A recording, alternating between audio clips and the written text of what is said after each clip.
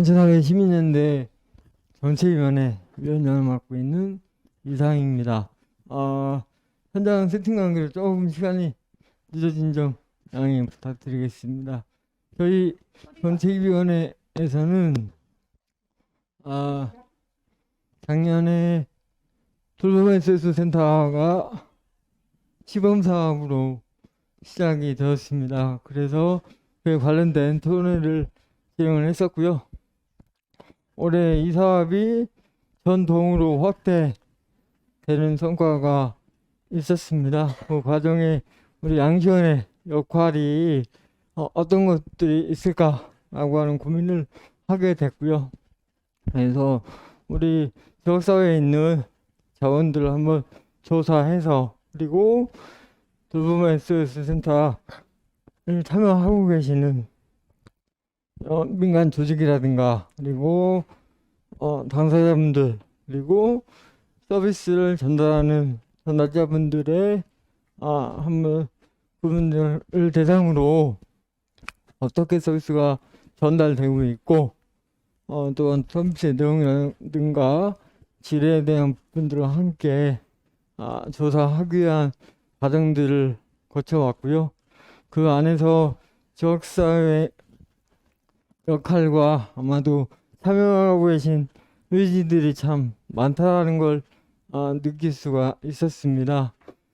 아마도 지금 코로나 상황들이 장기화 되면서 사람 간의 관계가 고립되는 상황이 더 악화되고 있는 것 같습니다.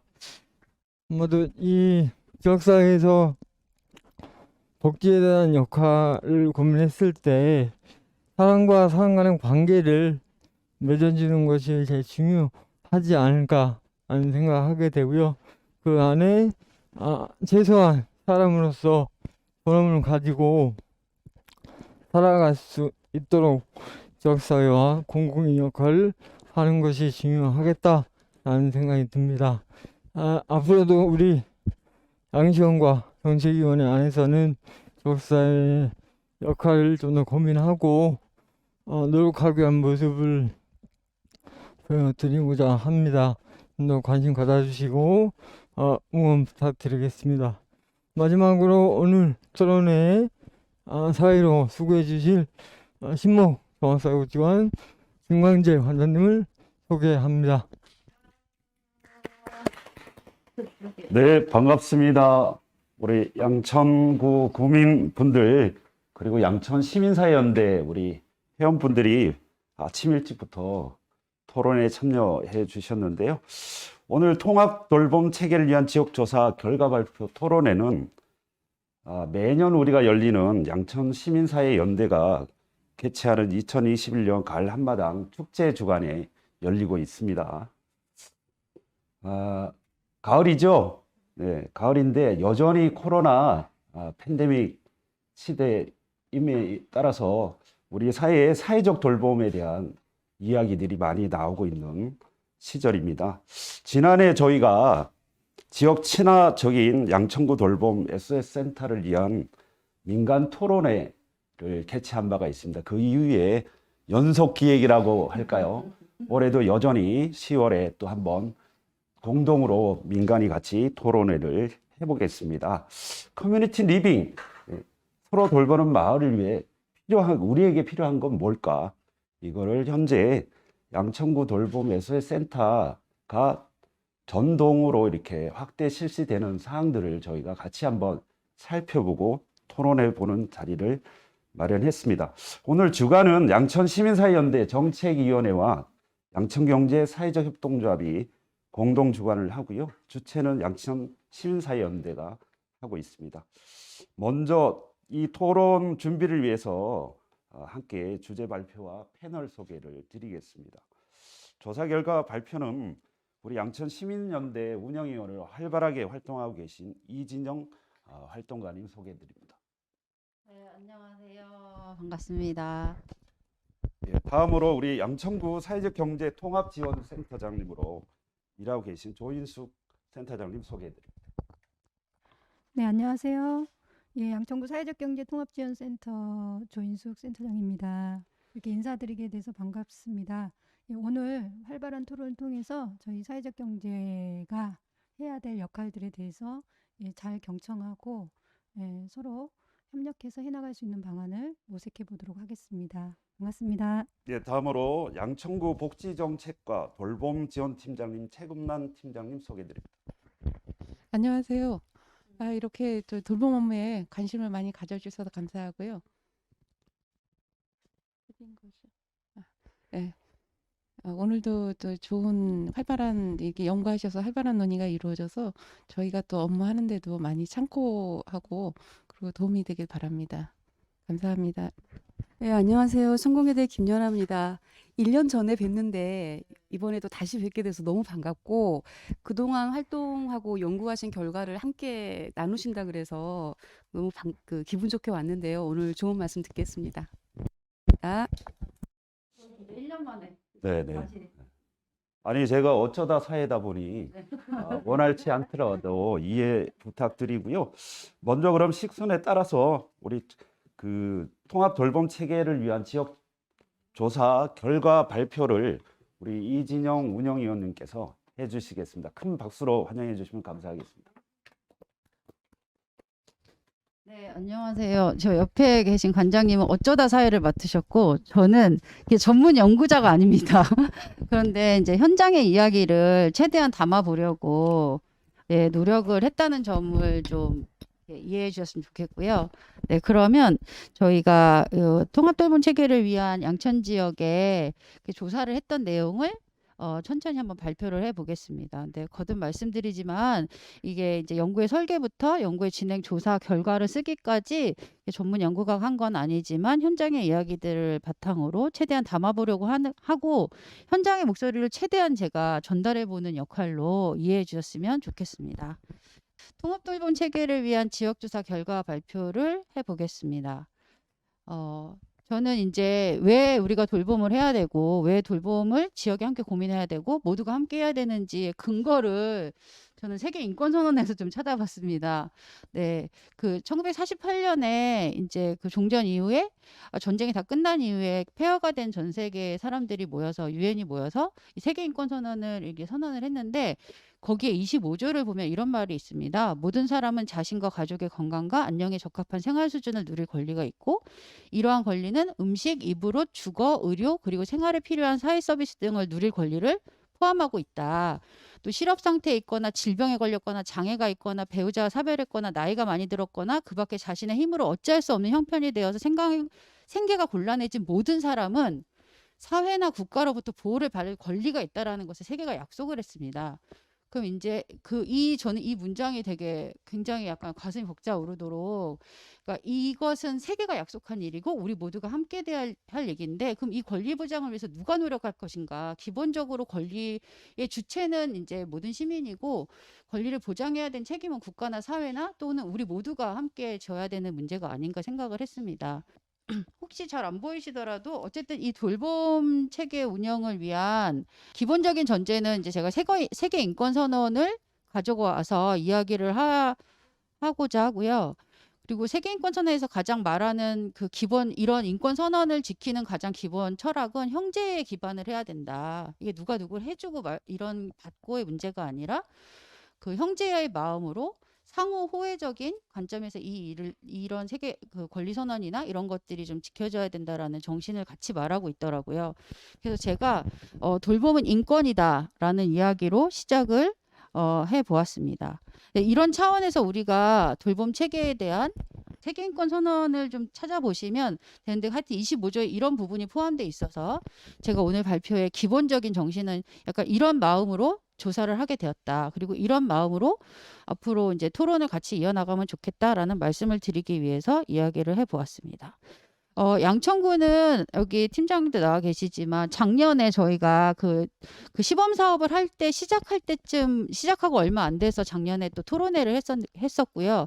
그래서 작년에 하반기에 시범 사업을 하고 올해 2021년부터 본 사업으로 전동을 실시를 했습니다. 근데 이 돌봄 SOS 센터 사업의 의미는 기존의 우리 사회, 우리 국가에 다양한 복지 전달 체계가 있는데 이 돌봄 SOS 센터 사업은 그 커뮤니티 케어 일원의 서울시 버전이라고 전 생각을 하는데, 그러니까 50세 이상의 면 누구나, 그 장애를 가진 당사자면 누구나 긴급 돌봄을 신청할 수 있고, 이 긴급 돌봄의 서비스의 종류가 한 8가지가 있습니다. 이제 그것을 누구든지 신청할 수 있다라고 하는 점이 저는 이전과는 좀 다르다라는 생각이 들었고요.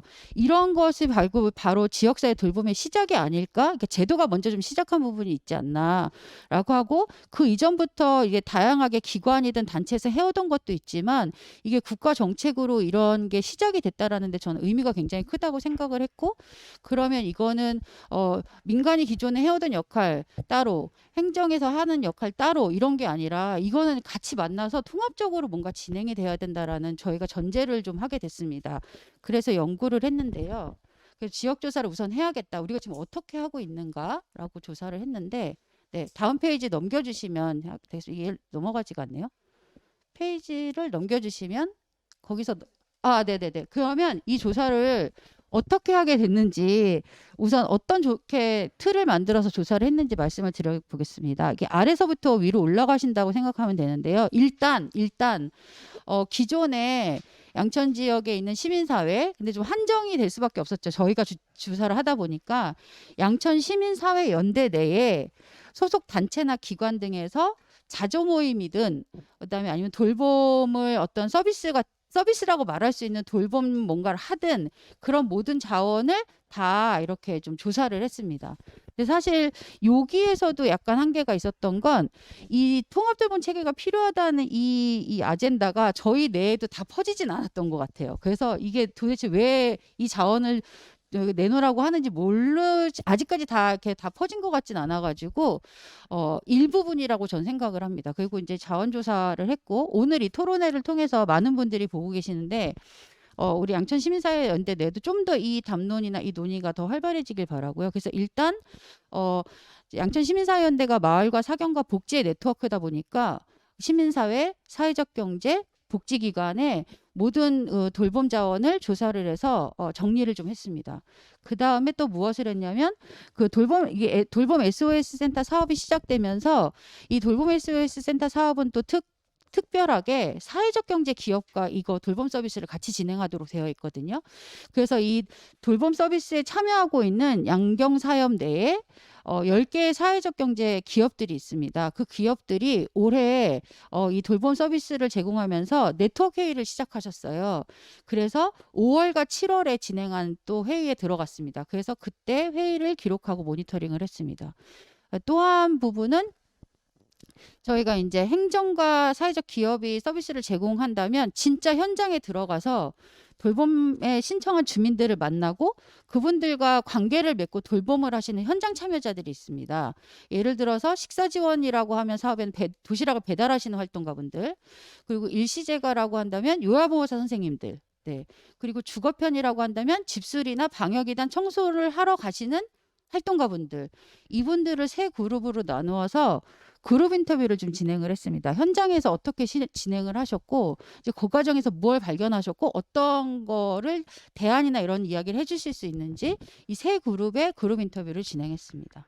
그래서 저희가 자원조사와 회의에서 모니터링 했던 내용과 그룹 인터뷰를 바탕으로 우리 양천 지역에 지금 돌봄 제도와 돌봄 정책들이 돌봄이 다 일어나고 있는데 여기에 비어있는 부분이 어딘가를 좀 발견을 하고, 또 이것을 운영하는 과정에 좀 이렇게 보완하면 어떨까 하는 지점을 좀 발견을 하고, 더 많은 자원을 연계할 가능성이 있을까? 이 세 가지를 좀 확인을 해보고자 했습니다. 그래서 이 확인을 한 거를 바탕으로 서비스 대상 이용을 하고 계시는 주민들에게 설문조사를 좀 꾸며봤습니다. 근데 설문은 되게 복잡하진 않았고, 만약에 지금 하고 계시는 서비스의 일반적인 상황을 조사를 하고, 만약에 이런 저희가 좀 발견한 부분이 이렇게 있는데 이런 게 있다면 이용하시겠는지, 라는 걸 질문하는 아주 간단하게 질문하는 설문지를 설문에 동의하신 분들에게만 진행을 좀 해봤습니다. 근데 사실은 저희가 이제 이게 100개 그거를 해보려고 준비를 했는데 좀 기간도 짧은 것도 있었고 이 하반기로 오면서 이 돌봄 서비스의 그 총량이 좀 많이 줄었었다고 하더라고요. 그래서 게다가 또 그 요인이 하나 있었고 또 하나의 요인은 뭐가 있었냐면 코로나19로 인해서 대면을 굉장히 자제하는 전반적인 분위기가 있었기 때문에 실제로 여쭤보고 할 수 있는 분들께만 할 수 있었기 때문에 또 이 표본 수가 굉장히 작아졌습니다. 그래서 이거는 데이터 자체가 의미 있다기보다는 경향으로만 좀 인식해 주셨으면 좋겠다라고 하고 네, 100개는 다 수거하지 못했다라는 말씀을 드리고요. 그래서 이런 뭐 기관의 자원조사, 그룹 인터뷰, 기업 회의, 네트워크 회의 모니터링, 그다음에 이 주민분들의 설문 이 네 가지를 다 바탕으로 해서 저희가 마지막으로 하려고 했던 이야기 바로 양천 지역에 돌봄을 통합적으로 이렇게 뭔가 하는 시스템 체계가 좀 필요하고 거기에서 이 시민사회 역할은 무엇이고 이것을 양천구 행정과 같이 어떻게 하면 좋은지를 이렇게 좀 제안을 해보려고 합니다. 요런 설계였어요. 네, 요런 설계를 했고 요런 걸 통해 갖고 이제 결과가 어땠는지 제가 이제부터 차근차근 말씀을 드리겠습니다.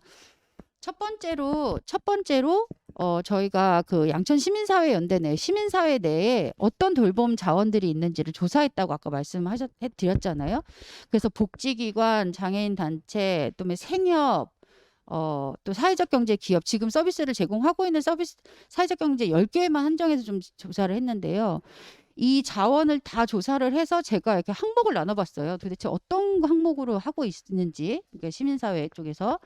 근데 첫 번째로는 관계 형성을 위한 어떤 사업들을 하고 있더라고요. 이게 이제 뭐 예를 들면 뭔가 사업을 어떤 활동을 해가지고 사람들이 모이게 해서 그 모인 사람들이 서로 이렇게 모임을 갖게 하는 주제별로. 근데 이 주제는 굉장히 다양했어요.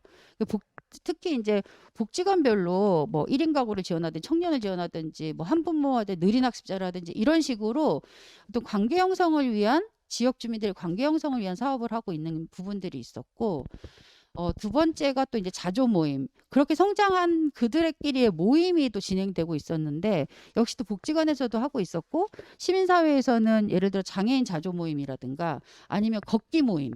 예, 여기에는 다양한 주체들이 참여하고 있어요. 그래서 꼭 그 유니버셜 디자인 모니터링을 위해서 걷기 모임을 하면서 어쨌든 거기 안에는 시민사회와 장애인 당사자 활동가들이 같이 어울려서 이런 식으로 자조 모임을 하고 있는 곳들이 있었고 또 세 번째가 이제 어떻게든 식사 지원을 도시락을 하든 급식 식당을 운영하든 식사 지원을 하고 있는 곳들이 있었습니다. 근데 가장 많은 다른 항목보다도 가장 많은 곳에서 이 식사 지원 서비스를 복지관 차원에서 하든지 아니면 장애인 단체에서도 자립 지원을 하는 과정에 도시락이나 간식을 지원하는 부분이 있어서 식사 지원을 하는 곳들이 또 굉장히 많더라. 그리고 제일 많은 퍼센테이지를 차지하더라 알게 됐고 그다음에 주거 지원이 있었습니다. 근데 이제 이건 일상적이라기보다는 발견됐을 때 비용을 지원하든 뭐 협력 관계를 연계를 통해 가지고 하던 주거 지원을 하는 곳들도 있었고 그다음에 또 의료 지원도 마찬가지로 일상적으로 계속 뭔가 기관이 있다기보다는 신청이 들어왔을 때 지역자원과 연계하든지 아니면 그 비용을 지원하든지 의료 지원을 하고 있는 자원도 있었고요. 그다음에 이제 마지막에 생활 지원인데 생활 지원은 굉장히 그냥 다 모든 카테고리 다 그냥 거기다 집어넣는데 예를 들어서 뭐 수납정리 교육을 한다던가 그러니까 일상생활을 하는데 도움이 될 수 있는 것들을 교육이든지 뭐 같이 모여서 하든지 아니면 누가 가서 하든지 자원 연계해서 해내든지 이렇게 생활에 필요한 다양한 소소한 기술들을 이렇게 공유하는 어떤 이렇게 그런 거 진행하는 곳들이 있었습니다. 그래서 자원 조사를 했더니 이렇게 6개 항목의 돌봄을 여태까지 해왔던 자기 구조 안에서 체계 안에서 이렇게 하고 있더라라는 것을 발견을 했습니다. 두 번째로는 이제 저희가 자원조사를 했고 그렇게 좀 했는데 사실 보고서에도 이걸 제가 아까 말씀드렸지만 전부 다 자세하게 하진 않았고 이 영역이 확인되는지만 좀 확인하는 정도로만 했습니다. 만약에 그 리스트를 다 모으면 정말 책이 하나 나올 수도 있겠다라는 생각이 들어서 일단 자료에는 그냥 그 영역에 하고 있는 걸 표시하는 정도로만 간략하게 체크를 했고요. 두 번째로는 제가 아까 말씀드렸던 돌봄의 현장에서 직접 주민과 만나서 돌봄 돌봄 활동을 하는 그런 활동가들 그룹 인터뷰를 했습니다. 첫 번째로 이것은 이 표는 그룹 인터뷰를 다 하고 3개의 그룹, 그러니까 주거 지원, 식사 지원, 그다음에 일시재가를 한 그 FGA 그룹 인터뷰를 한 후에 저희가 제안하고자 하는 이야기 발견한 내용들인데요. 조금 좀 더 사례로 이 그룹 인터뷰에는 사례가 굉장히 많이 나왔던 것 같아요. 그래서 이제 발표 자료는 페이지로 보시면 이제 6페이지부터 본격적으로 이제 7페이지를 같이 봐주시면 될 것 같은데요. 네, 우선 이 세로 축은 그 그룹별 인터뷰 대상 그룹별로 인터뷰 내용이고 오른쪽이 이제 얘기해주신 부분인데요. 제가 또 이 그룹 인터뷰의 결과를 이야기해주신 내용들을 한 3가지 항목으로 나눠봤습니다. 그래서 그거에 해당하는 이제 내용들을 넣어봤는데 이 현장 활동가들을 인터뷰를 하면서 개인의 성취나 성장을 이야기하시는 부분. 네, 인터뷰 과정에서 그 활동가분들이 이 돌봄의 과정에 개인이 이룬 성취 또는 개인이 성장한 부분을 말씀하시는 부분. 그 2번째는 만약에 이제 도시락 배달을 자기가 원래 해야 되는 서비스를 하러 갔다가 그 외에 발견되는 돌봄의 문제가 있었는지, 그러니까 돌봄이 더 필요한 것이 있었는지를 경험한 게 있었는지를 여쭤봤고요. 그거에 대한 답을 들었던 거를 좀 정리해봤고, 마지막으로는 이제 이게 돌봄을 서비스를 하고 나오는 것까지만이 아니라 이 전체 이걸 참여하면서 이런 부분은 운영 과정에 좀 보완이 되면 좋겠다. 그러면 돌봄을 하는 사람이나 돌봄을 받는 사람이나 돌봄 이 체계가 운영되는데 도움이 될 것 같다라고 하는 현장의 목소리를 좀 담아봤습니다. 그래서 조금 시간이 걸리더라도 조금 몇 가지 사례들을 소개해 드려보자면 저는 이제 그룹 인터뷰를 참여하면서 오히려 저한테 되게 좋은 시간이었거든요. 그러니까 현장을 알게 됐고 그 현장 활동가들이 정말 처음이든 마지막에 모두 다 하신 말씀이 성취감과 성장을 이야기하셨어요. 네, 물론 어떤 부분이 힘들고 어떤 부분이 보완이 돼야 된다는 얘기가 전체 인터뷰 내용의 한 70-80%였다면 어쨌든 그 마지막은 이 모든 걸 다 차치하고 개인이 느끼는 성취감과 성장을 말씀을 해주시는데 굉장히 뭉클했고 이게 바로 서로 돌보는 마을의 어떤 방향이다라는 생각이 들었어요. 그러니까 정책이 가서 돌봄을 서비스를 받는 주민이 변하는 것도 굉장히 중요하지만 그거에 참여하는 모든 활동가들이 모든 사람들이 서로 성장하고 그러니까 성취감을 느낀다는 건 삶의 행복을 느낀다는 거잖아요. 이거 굉장히 중요한 가치라고 저는 생각을 하거든요. 그래서 서로 이런 걸 만들어 나갈 수 있는 구조를 만들고 그런 노력을 하는 게 저는 굉장히 중요한 부분이겠다 생각을 해서 이 부분을 좀 제일 앞으로 좀 정리를 해봤습니다. 그래서 예를 들어서 도시락 배달은 또 이렇게 하시더라고요. 그 지역의 연계 시스템을 만드셔가지고 그러니까 배달 숫가를 못 맞추기 때문에 자활센터의 어르신이나 시니어클럽의 어르신들하고 이렇게 배달 시스템을 만드셨어요. 그래가지고 그 자원이 총 연결이 돼서 배달을 하도록 했는데 한 어르신이 어떻게 얘기를 하셨냐면 자기가 굉장히 소극적인 사람이었다. 되게 소극적인 사람이었는데 도시락을 배달하고 그걸 먹고 나서 이렇게 고맙다고 해주시는 말씀에 자꾸 막 더 물어보게 되고 이렇게 되더라. 그러면서 본인이 이 일을 하시면서 그리고 또 도시락을 들고 지나가다 보면 사람들이 자꾸 자기한테 물어봤다. 이게 뭐냐? 이거 어떻게 하면 내가 먹을 수 있냐라고 물어보실 때마다 이야기를 해드리고 홍보를 하고 적극적으로 하다 보니까 본인이 굉장히 적극적인 성격으로 바뀌었다. 그래서 이제 홍보물을 막 나눠줄 필요도 있겠다. 막 이런 이야기도 하신 그런 부분이 굉장히 전 중요하다고 생각이 들었고요. 또 요양보호사 선생님들은 사실은 이 돌봄 SOS 센터 사업 이전부터 오랜 10년 넘는 경력자 분들이셨는데 정말 엄청난 거기 그 2시간이 막 넘게 했었어요. 2시간이 넘게 막 이야기를 하시면서 가장 마지막에 그런데 이 일을 하시면서 우리 사회의 노인복지 한 부분을 내가 이렇게 담당할 수 있다고 하게 돼서 사명감이 생겼다라는 말씀도 해주셨고, 그 다음에 이게 자기의 기술로 쌓이다 보니까 집에서 자기 부모님을 간병할 때도 도움이 됐다. 또 이런 때 보람을 느끼고, 또 돌보던 어르신이 돌아가셨을 때 장례식장에 갔는데 가족들로부터 이렇게 감사 인사를, 가족들이 다 모이더니 정말 감사하다고 인사를 했다. 그러니까 이런 말을 들을 때 또 이렇게 성취와 사명과 뭐 이런 일을 하게 만드는, 더 이제 내가 더 일을 열심히 해야겠구나라는 하는 생각을 하게 했다는 약간 이런 성취감과 행복감과 만족감을 얘기하시는 부분이 저는 굉장히 좀 되게 중요하다고 들렸고, 그래서 이런 부분을 또 만약에 통합돌봄 체계가 있다면 이 활동가들이 또 한 가지 말씀하신 게 이렇게 이야기할 수 있는 자리 처음이다. 근데 이렇게 이야기해서 내 이야기를 들어주고 이게 공감받고 이런 자리가 있으면 좋겠다라는 말씀을 하시면서, 통합돌봄 체계가 있다면 우리 시민사회가 또 잘하는 게 이런 거잖아요. 이렇게 뭐 토크쇼 기획도 잘하고 막 이런 거. 그래서 이렇게 돌봄의 현장에 있는 분들의 서로 이야기를 듣고 공감하고 이게 우리의 문제인 거를 하는 것도 통합돌봄 체계의 역할이 아닐까라는 생각을 해봤습니다.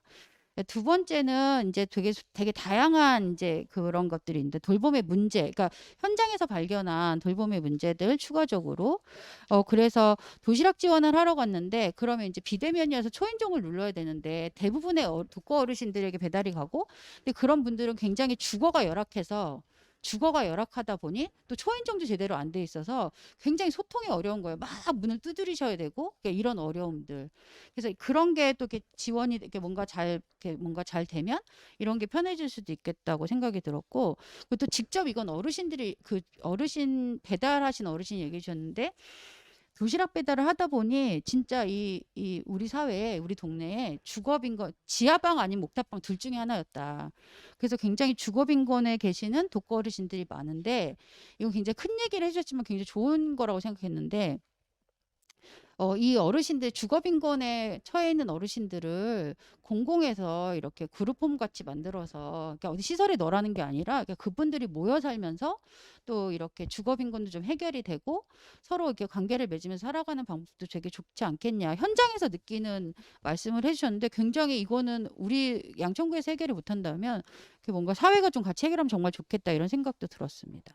네, 이렇게 다양한 이제 문제들을 좀 얘기해 주신 분들도 계셨고, 또 이제 돌봄 하시는 요양보 선생님들은 또 어떤 이야기가 가장 많았냐면, 여러 가지 어려움이 있었는데 제가 두 가지만 또 얘기를 하자면, 하나는 이제 이게 굉장히 또 취약하신 어르신 곳에 하다 보면은 독거 어르신들이 계시고 많은데 가족들하고 관계가 단절되신 분들이 있대요. 근데 가족은 있지만 연결이 잘 안 되던가. 근데 이 연락이 잘 안 됨으로 인해서 이 어르신분들이 그 주거의 문제에 자꾸 열악해지는 상황으로, 그러니까 집주인은 자꾸 나가라고 그러고, 어르신은 그러니까 집주인이 나가라고 하는 말이 너무 무섭다, 죽고 싶다, 막 이런 말을 하시고, 그런 말을 들어야 되는 분은 요양보호사 선생님이고, 그러니까 어쩌지를 못해가지고 막 어쩔 수 없이 결국은 이 이사 문제를 해결하셨다는 이야기를 정말 모든 분들이 얘기하셨어요. 그래서 이렇게 먼저 나서 집주인 설득하다 안 되면은 집 알아보고 이삿짐 센터 알아보고 해갖고 이사시키고, 뭐 이런 과정을 정말 모든 분들이 얘기하시길래, 아니 이걸 요양보호 선생님들이 하셔야 될 일일까? 그것만도 힘든데, 왜냐하면 이제 이 관계가 생기다 보니까 3시간 서비스 뭐 이런 거 하더라도 수시로 전화가 오신대요. 그러면 집이 가까우면 달려가실 수밖에 없다고. 왜냐하면 전화를 받았는데 당장 못 가게 되면 그 일을 해결할 때까지 마음이 안 좋으시대요. 예. 이건 너무 당연한 일일 것 같아요. 관계가 생기다 보면 그런 일상적으로 이렇게 근무 시간이다, 서비스 시간이다라는 게 좀 약간 무의미해지는 상황이 또 이 돌봄 요양사 선생님들 분인 것 같은데, 또 그 서비스 대상분들의 이사까지, 이거는 이제 센터 사업에 한정된 얘기는 아니고 전체적으로 이 돌봄 요양을 하시다가 겪은 이야기신 것 같은데, 이사를 막 하는 걸 알아보고 막 마음을 애달파하고 막 이랬던 이야기를 해주셨습니다. 그래서 이런 부분도 지역사회가 자연히 연결이 돼가지고 해결할 수 있지 않을까 생각이 들었고, 또 하나는 이제 지금 돌봄 SOS 센터 사업에 병원에 같이 동행하는 서비스가 있는데, 이제 그거는 이제 차비 실비가 해서 택시비 정도 이렇게 좀 지원이 되는 경우, 그런 구조라고 해요. 그런데 독거 어르신들 중에 휠체어를 타시지 않지만 택시를 타시기 어려운 어르신들 굉장히 많대요. 근데 저는 약간 개인적인 경험으로 이제 그게 어떤 케이스인지 너무 알겠거든요. 택시로는 안 되는 거예요. 그리고 요양보호사 혼자 이 휠체어를 타지 않으시지만 택시를 타실 수 없는 어르신을 택시에 태워서 뭔가 이동하는 건 너무 불가능하다는 경험이 있어가지고 그러면 이제 사설 앰뷸런스거든요. 그럼 이제 그 비용이 엄청 상승을 하게 되고 그럼 이제 이 뭔가 제도하고는 안 맞아지는 그렇지만 어쨌든 해결은 해 나가야 되는 그런 부분이 있어서 또 이 인터뷰를 하신 그 돌봄 기업의 가장 큰 고민 중에 하나 난제이기도 하다고 하시더라고요. 이제 그런 것도 예를 들어 지역에 이런 약간 이동 서비스를 해볼 수 있는 이렇게 뭔가 방법을 찾아내고 연계하면 해결해 볼 수 있지 않을까 이런 생각을 했습니다. 그리고 마지막으로 이제 주거 편의 하셨던 선생님들 중에서 얘기하신 부분 중에 그러니까 이게 전부 다 주거 편의인데 수리를 하거나 청소를 하거나 방역을 하러 가는 건데 일단 청소를 하러 갔을 때 이게 깨끗이 다 청소를 하고 나오면서 드는 생각이 이렇게 한번 청소를 깨끗이 해놓으면 이제 어느 순간 어느 정도 유지가 되긴 할 텐데 이 이후에 이게 어떻게 유지가 될까 사시는 분 당사자께서 그게 좀 안타깝다들. 그래서 이 부분에 그 당사자분에게 이게 청결이나 위생이나 청소하는 뭐 정리수납, 청소 이런 거를 지역의 자원으로 교육을 하고 관계를 맺고 하면은 좀 어떨까 이런 생각도 좀 해보았고 그리고 또 이게 그 집수리 같은 경우는 시간이 전부 다 이제 수가로 이렇게 환산이 되는 건데 이 집수리를 하는 것도 바쁜데 이제 집집마다 상황이 다 다르잖아요. 수리를 뭐 창틀을 하나 바꾼다고 하더라도 어떤 집은 1시간 걸릴 게 어떤 집은 뭐 3-4시간 걸릴 수도 있고 이거 뜯어내다가 딴 게 문제가 생겨서 그러니까 이런 식으로 시간이 굉장히 그런데 여기에 이제 소통의 문제가 있더라고 하더라고요. 그러니까 약간 그러니까 자기가 익숙치 않은 장애인 당사자와 소통을 해야 될 때 이게 소통이 너무 어려워. 소통 시간이 너무 길어져서 또는 어르신들하고 소통하다가 얘도 뭐 이렇게 원하시는 얘기를 너무 강하게 얘기하셔가지고 그 활동가분하고 이 소통의 시간이 너무 길어져가지고 그럴 때는 누군가 이 소통만 좀 익숙하신 분이 그러니까 약간 이 소통을 해보셨던 분이 약간 도와주면 이 시간을 좀 단축할 수도 있고 서로 좋지 않을까. 그러니까 소통의 문제를 얘기했는데 또 이것도 지역 자원으로 어떻게 해결해 볼 수 있는 부분이 있지 않을까라는 생각을 해보았고요. 또 이 운영 과정에서의 대안에 관한 문제점에 관한 이야기 앞으로 좀 더 이런 게 보완되면 좋겠다라고 하는 거에 공통적으로 얘기하셨던 게 뭐냐면 이렇게 우선 이렇게 민간끼리 이렇게 서비스하는 영역별로 뭐 축사 지원, 주거 지원 이렇게 해서 좀 모여가지고 이게 좀 얘기를 좀 나눠보자. 뭐가 이렇게 필요하고 여태까지 1년은 정말 이렇게 하기 바빴던 것 같은데 이렇게 그룹별로 모여가지고 서로의 어려움이나 현장에서 발굴했던 이야기나 또 이런 이야기들을 좀 민간이 모여있는 어떤 자리도 필요한 것 같고 두 번째는 이렇게 모인 자리로 막 다 뭐 요구한다가 아니라 여기에서 해결할 수 있는 부분과 없는 부분 행정의 역할과 민간의 역할을 좀 나눠서 적절하게 제안하고 이게 좀 변화를 만들 수 있는 민간 테이블이 좀 있었으면 좋겠다. 이 얘기는 정말 모든 영역에서 다 말하셨던 것 같아요. 그러니까 1년을 해보니 느끼시는 부분이라고 생각을 하고 그다음에 네. 그리고 또 두 번째는 이 현장 활동가 아까도 얘기가 나왔는데요. 현장 활동가들의 문제를 같이 이야기하는 자리. 네. 그래서 특히나 이제 돌봄 요양보호사 선생님들하고 집수리 하시는 선생님들이 어떤 이야기를 하셨냐면 이런 곳이 있었나 싶게 굉장히 열악한 어르신들을 마주하게 되고 그분들이랑 이야기를 하게 되고 삶을 이렇게 경험하고 관계가 생기고 이게 생기다 보면 그 어려움이 고스란히 이제 본인한테 오시는 거예요. 상황을 해결했다가 애달파지는 마음이라던가 그분의 상황을 자꾸 이렇게 접하다 보니까 자꾸 우울해지는 마음이 있고 또 이런 이야기들을 어디에 토로하거나 이러지 못해가지고 그래서 이거를 이제 감정노동이라고 우리가 흔히 말하잖아요. 이 현장 활동가들의 감정노동을 하시는 부분을 좀 지원할 수 있는 체계가 있어야 되지 않겠냐라고 많이 말씀을 해주셨는데 네, 이거는 사실 저희가 없는 게 아니잖아요. 뭐 감정노동센터라든가 노동복지센터라든가 이런 것들과 연계가 해가지고 이 돌봄 현장에 계시는 현장 활동가들의 그런 지원을 하는 감정노동에 대한 지원을 하는 부분이 필요하다고 생각이 듭니다. 제가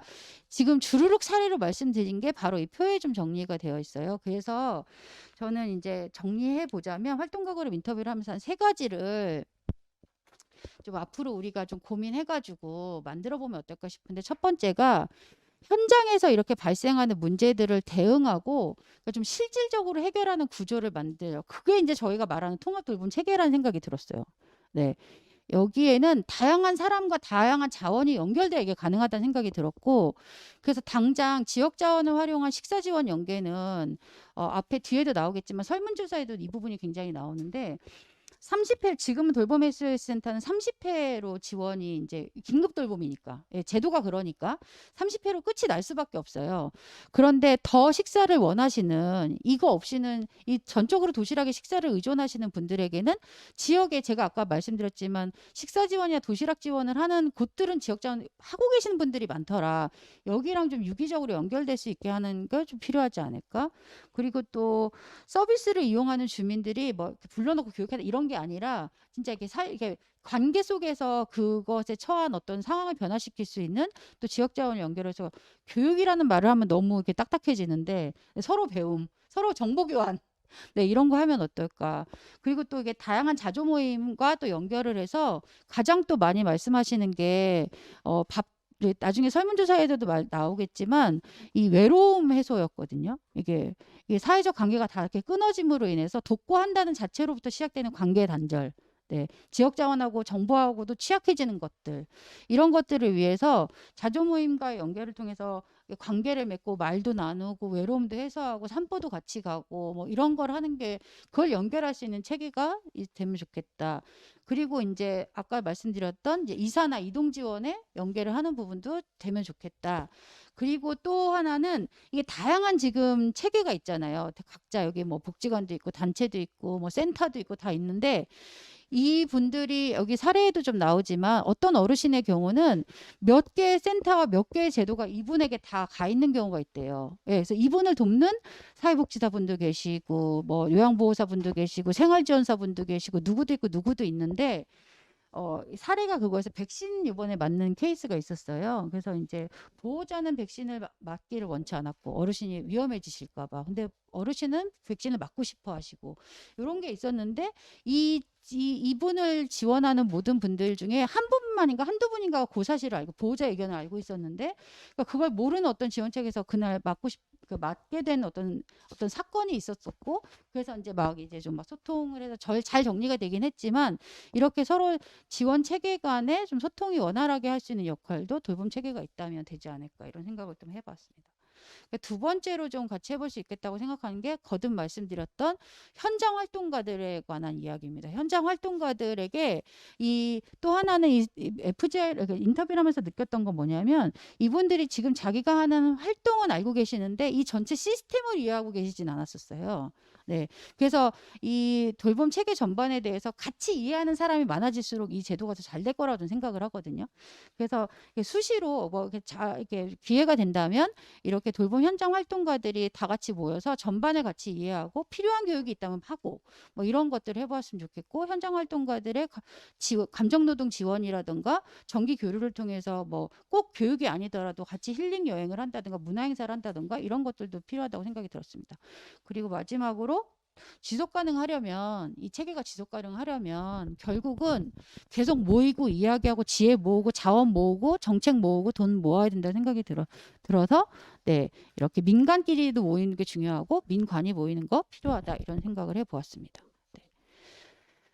그리고 세 번째 그러니까 세 번째 조사는 이제 조사라기보다는 이제 또 했던 조사가 이제 그 네트워크 기업 회의에 2번 들어갔었어요. 네, 5월에 한 번, 7월에 한 번, 9월에도 예정돼 있다 진행하지 못했고 여기서는 일단은 이 서비스 제공을 하기 굉장히 바쁘게 돌아가시는 부분들이 있어서 제공 현황들을 공유하고 성과나 개선 사항들을 잠깐 공유하는 시간도 있었고 마지막 한 요 사례인데요. 이 청소 방역 서비스를 하시던 곳에서 작년부터 청소 방역을 하러 갔더니 너무 청소는 깨끗이 하고 나왔는데 이불을 너무 덮지 못할 이불을 덮고 계신 게 너무 안타까워서 여기에 계속 말씀하신 거예요. 이거 좀 모으자. 이불 좀 모으자. 근데 실제로 그게 올해 좀 모아졌어요. 그 회의에 말하고 그래서 막 시민사회도 말하고 기업들끼리 후원해가지고 이불을 교체해드린 성과를 또 공유하시기도 하셨습니다. 회의가 되면 이런 게 이제 가능해지는구나라는 걸 경험했고요. 그래서 이번에 마지막에 이제 설문조사 이제 이런 걸 바탕으로 저희가 문항을 만들어서 이용하시는 분들에게 동의하신 분들에 한해서 설문을 했는데요. 그래서 여기 자료에는 이제 이제 기본적인 인적 정보가 있는데, 네. 근데 저희가 말씀드렸지만 이제 100개 케이스 중에 총 56개 설문지를 좀 수거하긴 했어요. 그래서 이게 데이터로서 얼마나 이게 연구자가 전문 연구는 아니서 이게 신뢰도가 있냐 막 이런 거 물어보시면 저는 모르겠는데 이게 경향으로만 좀 받으시면 좋겠고, 그래서 총 56명의 답을 저희가 받았고, 이제 성별은 여성 답변해 주신 분들이 54.7, 그리고 남성이 46.3 이렇게 해서 좀 비등한 것 같고, 나이는 6, 70대 이상이 전체 응답률에 한 80% 넘게 90% 가까이 응답을 하셔서 지금 돌봄 SOS센터 긴급 서비스에는 고령자분들이 서비스를 많이 받고 있다는 경향을 좀 알 수 있었고, 거주동은 신월동이 목동, 신정동 합한 것보다 약간 많은 뭐 그런 상황입니다. 그래서 제가 오늘 이제 그래서 좀 중요하게 보고자 하는 거는 그리고 식사 지원을 받는 분들의 응답이 거의 대부분이었어요. 이제 그 그룹에 많이 설문지가 갔던 것 같아요. 그리고 지금 그게 가장 많이 되고 있다라는 증거이기도 한 것 같고, 네. 그래서 이제 또 긴급 돌봄 서비스를 알게 된 경우는 이거 되게 홍보 되게 중요하잖아요. 모르는데 봤더니 동주민센터 안내가 가장 월등히 많아서 동주민센터 확실히 이 돌봄 SOS 센터가 동별 주민센터로 들어간 게 굉장히 유의하다.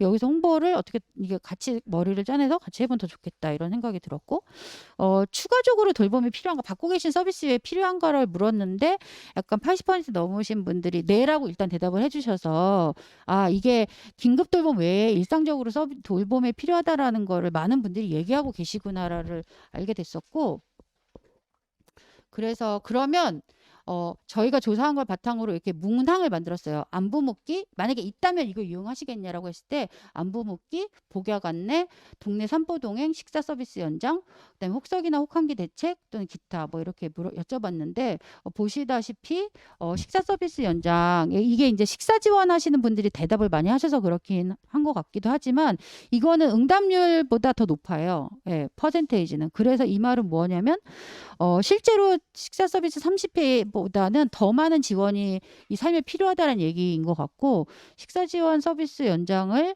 요청하신 이게 복수응답 가능했었거든요. 이게 가장 많은 부분을 차지하고 있구나. 이 부분은 당장 필요하기도 한 부분이다라는 걸 그냥 경향적으로 확인할 수 있었고, 두 번째가 안부 묻기였던 거. 안부 묻기나 산보 동행 같은 부분이 두 번째로 합하면 많은 부분이 있어서 이제 관계를 통해서 이렇게 지역사회 관계 맺고 사람과 만나고 싶고 이런 거에 대한 욕구가 있다라는 거 알고 있고요. 세 번째로 복약 안내. 이거는 요양보 선생님들 많이 말씀하시는 건데요. 그러니까 약을 굉장히 또 다 많이 복용을 하시는데 여러 가지 질환 때문에 약을 중복해서 굉장히 많이 복용하시는데 이 복약을 하는 순서라든가 약을 먹어도 되는지, 오래된 약을 버리고 막 이런 복약 관리가 잘 안 되고 복약하는 게 좀 잘 안 되는 거 부분에 대한 거 본인 스스로도 또 이 얘기를 하신 거잖아요. 돌봄 하시는 분들도 얘기하시지만, 네, 그렇게 나왔습니다. 그리고 다음으로 그래서 저희가 서로 돌보는 마을을 위해서 뭔가 우선적으로 제일 필요한 게 뭘까요? 라고 질문을 던졌을 때 가장 많은 부분이 사실 돌봄 관련 전문 기관이라고 했는데, 어쨌든 뭔가 이렇게 실체가 있는 것, 기관이든 그게 체계든 뭐든 센터든 이런 뭔가 있어야 뭐 찾아가든 뭐 물어보든 알아가든 할 테니까 그런 어떤 기관이 필요하다. 저는 이게 기관을 저희가 이야기하려고 하는 통합돌봄 체계라고 생각을 좀 하는데요. 그런 게 필요하다라는 응답도 또 가장 많이 하셨고, 두 번째로는 사람, 그러니까 나를 만나러 오는 사람. 근데 이제 그냥 일반 주민이 나를 만나러 오진 않을 테니까 돌봄 관련 종사자, 그러니까 돌봄 관련 활동가라고 해석할 수도 있을 것 같고, 이런 기관과 활동가들이 있어야 된다. 이래야 이제 될 것 같다. 그리고 세 번째가 이제 공간, 그러니까 이게 갈 수 있는 공간. 그러니까 누구든지 갈 수 있고 나도 갈 수 있는 공간이 있으면 좋겠다라는 답변을 한 게 그렇게 나타났습니다. 그리고 그 다음으로 정책과 예산도 있고 친밀한 이웃도 있습니다. 그래서 이제 마지막 결론인데요. 저희가 이제 뭐 4가지 조사도 하고 뭐 이렇게도 조사해보고 확인해보고 했다고 하는데, 그래서 말씀드리고자 하는 건 이제 돌봄 SOS 센터 사업 지금 전동으로 실시돼서 하고 있는데 이걸로 인해서 저희가 이제 이제 진짜 이런 이야기를 해봐야 될 때가 온 것 같다. 이제 행정도 시작을 했고 민간은 그러니까 각자 알아서 하고 있었는데 행정에서도 시작을 했으니 이 통합 돌봄 체계라는 것이 이제 필요한 시기가 된 것 같다. 지금은 이 네모 박스는 돌봄 SOS 센터가 이루어지는 방식이에요.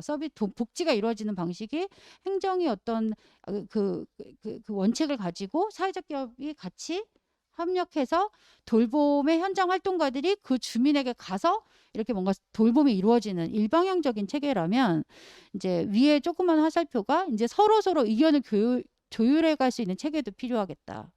그리고 또 행정과 주민을 다 아우르는 그 틀 안에 행정의 전체가 아니고 주민이 전체가 아닌 건 모두가 이 틀 안에 들어올 필요는 없지만 행정과 주민도 함께하는 그리고 사회적 경제 기업과 돌봄 현장 활동가들이 함께하고 또 네모 바깥에 원 안에 들어와 있는 다양한 지역 자원 그리고 또는 필요하다면 주민 모임 그리고 또 지금 많이 만들어져 있는 중간 지원 조직이나 영역별 센터 또 이 체계 안에 다 같이 들어와서 이런 이야기들을 함께 하고 적절하게 대응할 수 있는 통합 돌봄 체계라는 것이 저도 그게 어떤 건지 모르겠습니다만 이게 뭐 이게 실질적인 어떤 건물 이런 개념이 아니더라도 이런 체계라는 것이 만들어지면 이게 유기적으로 연결이 되면서 꼭 정책이나 제도나 예산 없이도 해결할 부분을 보완할 수도 있을 것 같고 필요하다면 그 정책이나 예산을 요구할 수도 있을 것 같고 실제로 그 변화를 만들어낼 수 있는 어떤 이런 통합돌봄 체계가 필요한 거 아닐까 라는 게 결론이었습니다. 감사합니다. 예, 커뮤니티 리빙을 위해서 우리 지역사회 통합 돌봄 체계는 어떻게 작동되어야 하는가 이런 질문으로부터 저희가 전년도 코로나 시기에 시작된 양천구 돌봄 SOS 센터 1년간의 어떤 결과를 실제적으로 이게 뭐 정답이 있는 건 아니지만 저희가 현장 인터뷰로부터 해서 사사치 좀 살펴봤습니다. 관계 형성이나 자조 모임이나 식사 지원, 주거 지원, 의료 지원, 생활 지원 전체적인 이 6개 서비스들이 자원들이 진행이 되고 있다 이런 이야기도 있었고요. 현장 활동과 인터뷰를 통해서 돌봄 현장에 대한 실제적인 이제 경험을 통한 문제와 대안들도 여러 가지 이야기가 많이 나왔습니다. 이런 그 이야기들을 통해서 현장 제공자나 제공기관 그리고 행정 모두가 같이 협의하고 이렇게 해서 민간 협치 구조로 좀 개선해 나가는 방향도 일정 정도 우리가 확인할 수 있지 않았나 조사 결과가 그리고 일시 돌봄에서 상시 돌봄에 대한 지역 사회가 이제 고민할 때가 되지 않았나 이런 질문도 답도 일정 있었던 것 같습니다. 이 조사 결과에 대해서 우리 또 그 전문가이신 성공에 대해 우리 김연아 교수님이 어떻게 듣고 또 이렇게 이야기해 주실 수 있을지 큰 박수로 한번 이야기를 듣겠습니다. 저는 그냥 딱딱한 토론 자리일 수도 있겠다라고 생각하고 왔는데 사실은 굉장히 감동했어요. 이렇게 지역에서 직접 주민들이 실제로 뭔가 활동해보고 이야기를 하고 조사를 하고 이런 과정이 사실 저는 그 지역사회 통합 돌봄, 마을 돌봄이 정책 입안자라든가 연구자의 머릿속에서만 나오는 거는 굉장히 많은 한계가 있다고 생각을 해요. 그런데 이 양천 시민연대가 직접 발로 뛰면서 함께 이런 자리를 마련하고 같이 연구하고 이 과정에서 얼마나 많은 생각이 들었을까? 우리가 할 수 있고 하고 싶어 하는 일들이 얼마나 많이 확인됐을까? 이걸 생각하니까 사실은 뭐 요즘 뭐 가을 같기도 하고 겨울 같기도 하고 이렇게 뭐 감정이입을 해서 그런지 굉장히 좀 뭉클했고 저는 일단 너무 수고 많으셨다는 말씀 먼저 드리고 싶습니다. 정말 고생하셨습니다. 네, 진짜 고생 많으셨어요. 사실 이제 제가 이런 게 한 번의 행사가 아니라 이게 정책으로 꼭 발전됐으면 좋겠다. 지금 이 페이퍼가 짧게 만들어졌지만 굉장히 많은 내용을 담고 있어서 이게 꼭 기록물로, 양천의 기록물로 남아서 정책의 출발점이 됐으면 좋겠다라는 생각을 굉장히 많이 하게 됩니다. 제가 이제 이 조사를 시작하고 조사 결과를 들으면서 일단 두 가지에 놀랐는데, 일단 첫 번째는 양천의 이 돌봄 네트워크가 굉장히 다양한 자원이 참여하고 있다는 거예요. 그러니까 사회적 경제 영역만 참여하는 게 아니라 일단은 뭐 IL 센터나 뭐 기존의 복지관, 심지어 생협, 또 사회적 경제 지원 센터, 또 그런 여러 정말 지역을 중심으로 자원들이 많이 모여 있구나. 라는 걸 좀 확인할 수가 있어서 우리가 동네 돌봄, 마을 돌봄, 공동체 돌봄을 할 수 있는 이 사람들이 모여서 뭔가 같이 궁리를 하고 있구나. 이제 이런 게 자원이 좀 확인됐던 것 같고, 또 한 가지 놀랬던 거는 이 자리에 이렇게 이게 그 복지정책팀에서 직접 자리를 해주셨다는 것에서 굉장히 많이 놀랬어요. 사실은 물론 주민들 입장에서는 이런 주민들이 뭔가를 고민할 때 행정이 함께 해주는 건 항상 이제 원하시는 건 사실이지만, 이 서울시의 그 돌봄 SOS 센터 사업이 진행되면서 이 굉장히 정책이 빠르게 진행되고 있기 때문에 돌봄 정책과는 그 나름대로 돌봄 지원팀에서는 돌봄 SOS 센터의 서비스를 안정적으로 정착시키는 것도 굉장히 중요한 미션이거든요. 근데 그 와중에 지역 주민들이 돌봄 SOS 센터뿐만 아니라 사실은 지역사회에 필요한 다양한 돌봄 필요가 있다는 걸 확인하고 이런 자리에 오셨다는 거는 단지 행정적 업무를 떠나서 양천형 돌봄 체계를 구축하는 데 있어서 어떤 고민이 필요할까, 할 수 있는 게 뭘까, 이런 식으로 고민을 좀 확장할 가능성이 충분히 있고, 그런 생각 속에서 같이 참여해 주신 거 아닌가라는 생각이 들어요. 근데 그런 장벽이 높은 곳도 꽤 있거든요. 그런데 이렇게 같은 자리가 마련됐다는 점에서는 굉장히 양천은 뭔가 이제 시작을 한다면 정말 잘할 수 있겠구나, 이런 생각이 들었습니다. 그래서 일단은 네트워크 체계가 존재하고 행정이 역시 우리 사회의 돌봄이 돌봄 SOS 센터에서 제공하는 일시적이고 긴급한 돌봄 체계만으로는 마을 돌봄이라는 것이 제한될 수밖에 없겠다라는 데는 어느 정도 공감을 하고 계신 것 같아요. 이제 그런 의미에서는 이번 조사는 우리 사회 이제 양천에 있는 자원을 확인하고, 또 한편에서는 서비스 공백을 좀 확인할 수 있었던 것 같아요. 돌봄 SOS 센터가 지니는 서비스 공백을 확인하면서 주민 생활의 다양한 필요, 이 주민은 서비스 이용자뿐만이 아니라 서비스 제공자까지 포함하고 있었죠. 그리고 특히 이 마을 돌봄의 핵심은 어떤 서비스를 어떻게 전달하느냐가 아니라 주민들이 어떻게 돌봄의 안전망 속에서 생활을 해내느냐의 문제이기 때문에 돌봄의 종사자 문제이기도 하고 제공자 문제이기도 하고 돌봄 가족의 문제이기도 하다는 점들이 이 조사 과정에서 굉장히 잘 드러났던 것 같아요. 그래서 조사 정말 고생하셨구나, 이런 생각이 들었습니다. 다양한 주체들이 모인 만큼 고민이 다양할 거라고 봅니다.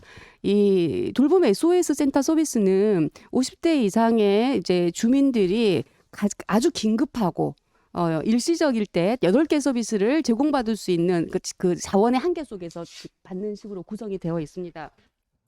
하지만 실제로 우리 사회가 계속해서 고령, 초고령 사회로 진입을 하고 또 이렇게 위드 코로나 시대로 가다 보면은 과거와 같은 대규모 집단적 수용 시설, 시설 중심의 서비스 공급으로는 절대 돌봄 공백이 해소되지 않을 거라는 문제의식은 누구나 다 공감을 하고 있을 겁니다.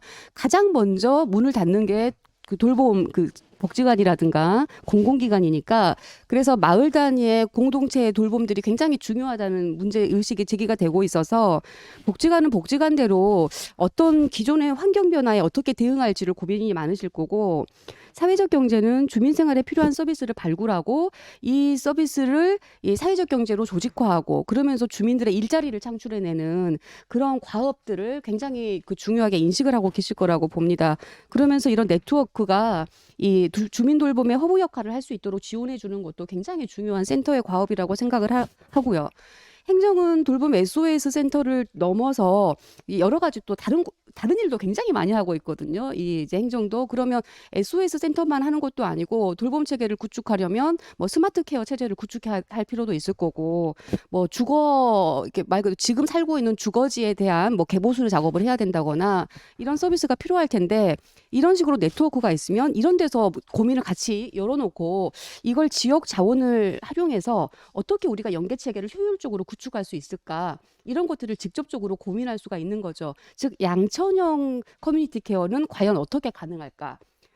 돌봄 SOS 센터는 서울시비 100%로 진행이 돼서 양천의 자원이 안 들어가는데, 양천이 우리 주민을 위해서 그럼 어떤 자원을 들여서 어떻게 배분할까, 여기에 대한 문제를 직접적으로 논의할 수 있는 아까 말씀하신 민관 협력 체계는 꼭 필요한 것 같고요. 저는 이제 개인적으로 뭐 커뮤니티 케어 정책이나 이런 것들을 본다면 그 좀 시범 사업을 좀 이번 기회에 그 한번 해보시는 게 어떨까, 이런 걸 좀 제안을 해보고 싶습니다. 그러니까 지금 보니까 이제 3개 동에서 시범적으로 이 사업들을 모니터링하고 조사를 하셨는데, 특정 지역이나 특정 대상, 예컨대 뭐 장애인이라거나 아니면 굉장히 고령층의 어르신들이 될 수도 있겠죠. 이분들을 대상으로 해서 정말로 SOS 센터 서비스를 넘어서는 다양한 서비스가 종합적으로 또 효율적으로 중복 없이 제공될 수 있게끔 요 시범 사업을 체계를 만들어서 계속해서 이 서비스, 공공 서비스 전달 경험을 축적해 갈 필요가 있겠다. 그리고 이제 한편에서는 그렇게 그 네트워크가 그런 일을 한다면 센터가 이것의 사회적 경제 조직화를 지원하고, 그게 또 온라인에서도 좀 원스톱 서비스가 진행될 수 있게끔 서비스 지원 체계를 만들어가는 것들을 만들어가고, 또 이렇게 주민이 직접 나서는 거 말고 제도적으로 시스템적으로 체계적으로 좀 지원을 해야 될 내용들은 행정에서 다양한 타 부처의 자원을 연계해서 이 서비스를 장착해주는 역할들을 입체적으로 한다면, 이게 작게 출발해서 굉장히 탄탄하고 두터운 그 안전망이 지역사회에 만들어지지 않을까 하는 생각이 들었습니다.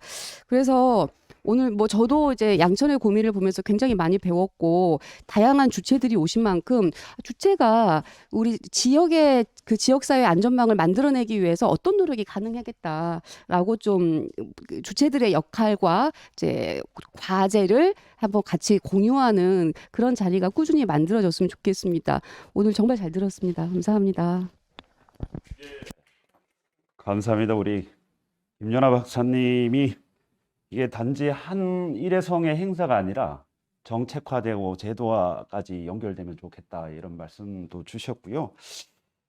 이 그 놀라운 사실은 뭐 어쨌든 양천 돌봄 네트워크에 다양한 자원들이 참여하고 있는 사실을 다시 우리가 한번 이 조사를 통해서 확인됐다는 거와, 행정이 이렇게 늘 관심 갖고 전년도에도 우리 최금남 팀장님이 참여를 하셨는데 여전히 이제 같이 함께 해주고 계십니다. 아마 이게 양천형 통합 돌봄 체계를 우리가 만들어 가는데 민간이 같이 이렇게 계속 만나서 토론하고 이런 것들이 결국은 나중에 제도나 정책으로 이어지지 않을까, 이런 기대를 하면서요.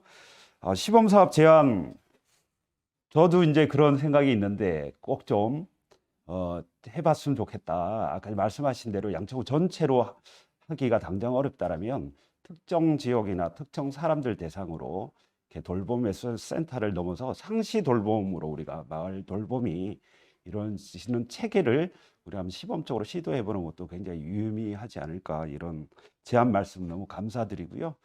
다른 이제 토론 두 분도 한 10분 정도 넉넉하게 하셔도 되고요. 끝나면 저희가 종합 토론을 또 줌에 계신 분들, 네네네. 예, 줌에 계시는 분들도 이렇게 저희가 하는 주제 발표나 토론 내용을 들으시고 혹시 실시간 채팅장이나 이렇게 안내를 주시면, 질문을 주시면 저희가 가능한 분이 답을 하겠습니다. 발언도 하시죠. 네네, 발언도 가능합니다. 안내를 드리고요.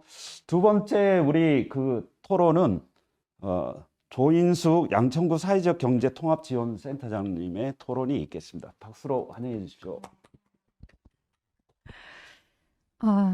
방금 얘기해 주신 김연아 박사님의 그 제안을 바로 받아들이겠습니다. 저희 한번 시범 사업 해보고 싶습니다. 저 오늘 이진영 그 선생님의 발표를 들으면서 저도 정말 가슴이 뭉클했고, 저는 어쨌든 사회적 경제 통합 지원 센터잖아요. 그래서 우리 사회적 경제 기업들이 정말 많은 고생을 하고 지역사회에서 정말 훌륭한 역할들을 해주고 있구나 그런 생각이 들어서 정말 뿌듯한 그런 마음이 들었습니다.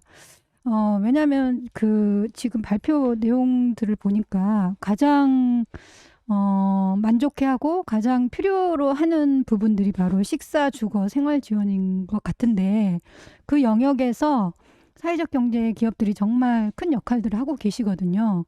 아시다시피 수가가 되게 낮다는 것도 알고 계시잖아요.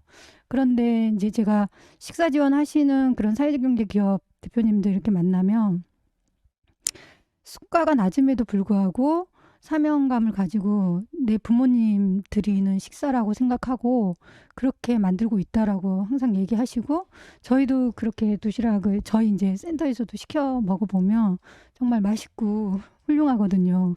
근데 이렇게 훌륭한 도시락을 그 낮은 수가에도 불구하고 훌륭하게 전달해 드리면서 그 안에서 안부도 묻고 또 때로는 고독사도 발견을 해서 그 주민센터에 알리기도 하고 그런 역할들을 하시는 걸 보면서 기본적으로 사회적 경제 영역에서 일하시는 분들은 마음이 착한 사람들이구나. 네. 네, 그런 생각들을 항상 하고 있었습니다. 마찬가지로 주거 쪽에서도 이제 뭐 저기 방역하러 가셨다가 또 수리하러 가셨다가 수가 지원을 못 받음에도 불구하고 그냥 지나칠 수 없어서 추가적으로 더 고쳐주시기도 하고 또 막 아까 이불 얘기하셨잖아요. 네. 이불이 우리 집 버리는 이불보다도 더 못하다. 우리 버리는 이불이라도 모아가지고 좀 드렸으면 좋겠다. 이런 얘기 하시는 거 보면서 이게 우리가 그냥 아주 작게 모아서 하는 것보다는 정말 체계적인 어떤 것들이 좀 필요하다. 그런 걸 항상 느끼고 있었거든요. 그래서 이제 그러면 우리 지역 사회에서 이제 우리가 이제 사회적 경제 영역에서 그렇게 지금도 훌륭한 역할들을 하고 있지만 저는 이렇게 산발적으로 그러니까 물론 네트워크 모임을 돌봄 SS 쪽에서도 네트워크 모임을 계속 하고 있고 또 아동 돌봄 영역에서도 저희가 그 네트워크 모임을 계속 하고 있습니다. 그리고 또 식사 지원하는 곳들끼리는 또 그렇게 모임을 하고 있거든요. 근데 이제 그렇게 하면서 느낀 거는 이 긴급 돌봄이 끝났을 때 추가적으로 뭐 원하시는 분들이 계시잖아요. 근데 이제 그분들에게 추가적으로 드릴 수 없는 게 너무너무나 가슴이 아프고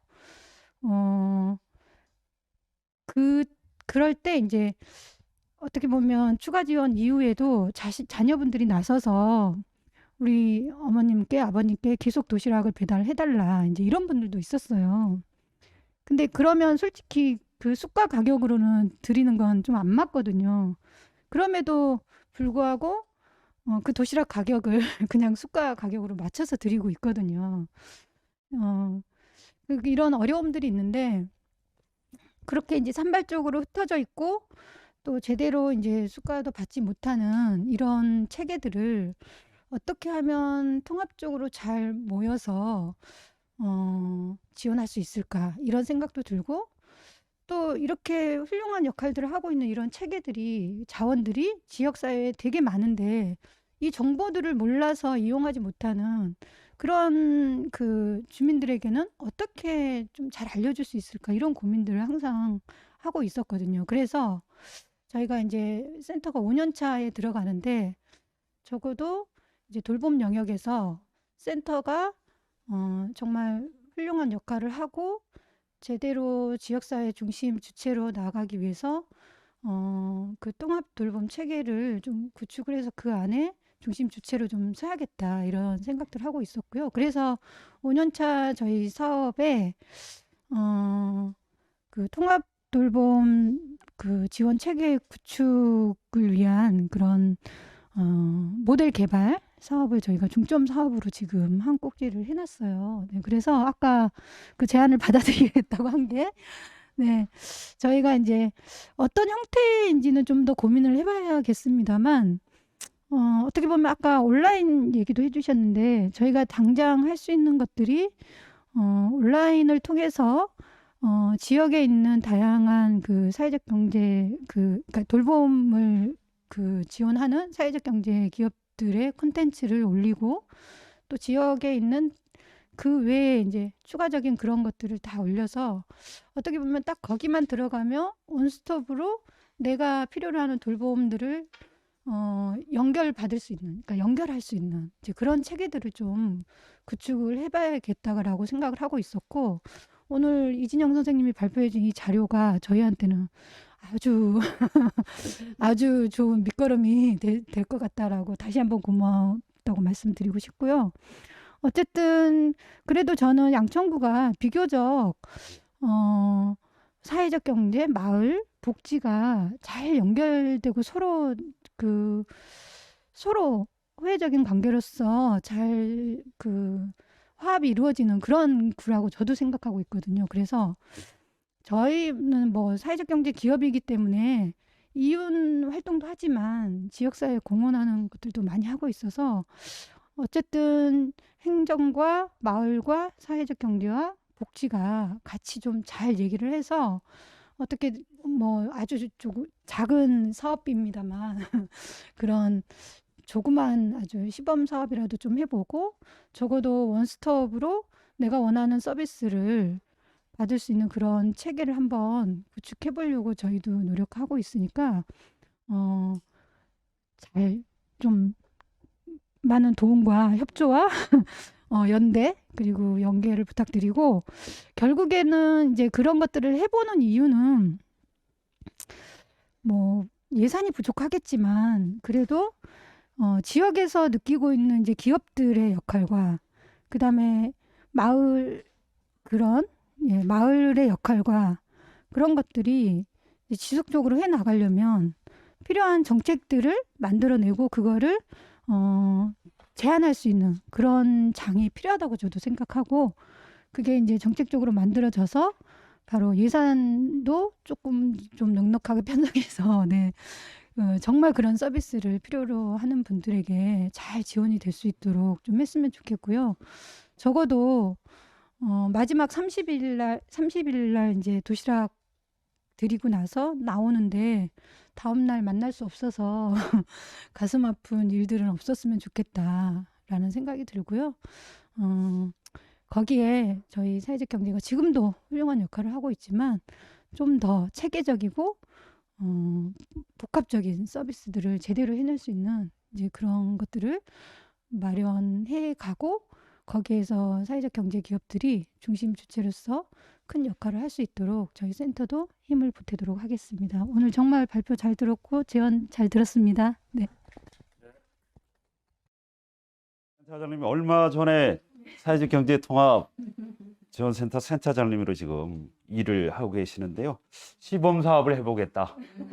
네. 꼭 이 약속이 지켜지기를 기대하면서요. 이 사회적 경제 기업들이 어렵지만 이 돌봄을 위해서 헌신과 역할을 지금 충분히 하고 있다. 하지만 조금 이 제도나 정책적으로 부족한 측면 때문에 여러 가지 산발적이거나 이렇게 어려운 가운데 그런 것들을 수행하고 있다는 말씀을 주셨고요. 또 정보를 몰라서 이용하지 못하는 주민들에게 어떻게 이렇게 정보 접근을 좀 강할까, 이런 고민도 더불어 있으신 것 같습니다.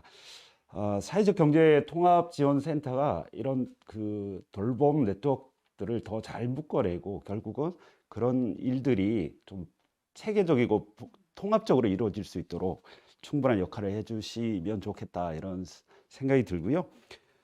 올해 꼭 시범 사업 제안과 더불어서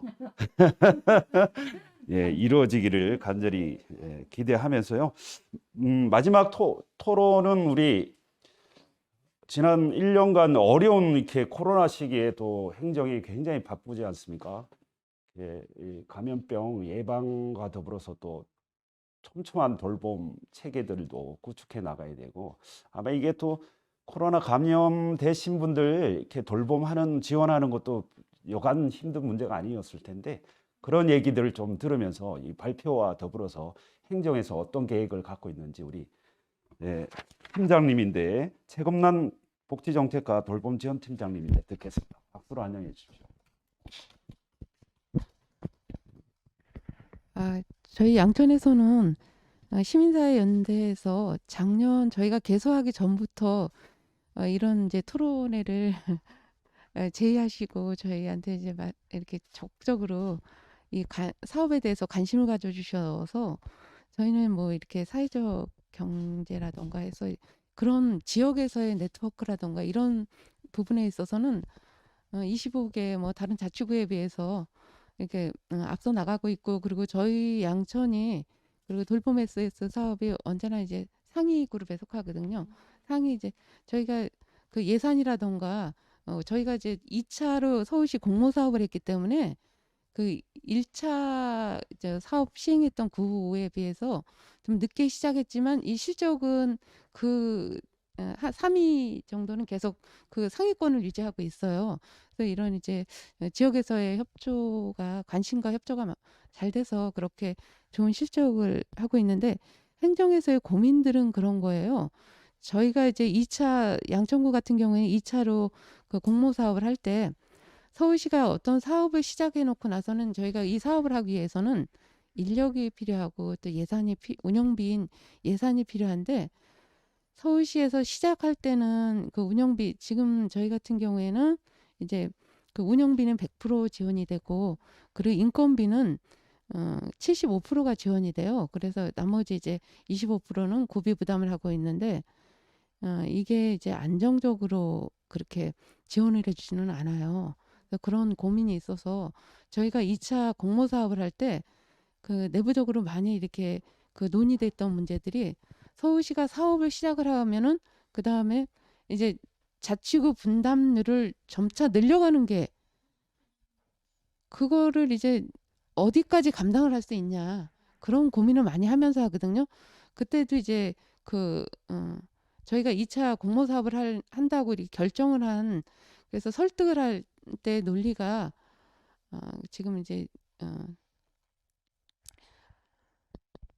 1인 가구, 특히 이제 노인 인구가 이렇게 많이 늘어나는 상태에서 저희도 저희도 이제 나이가 많잖아요.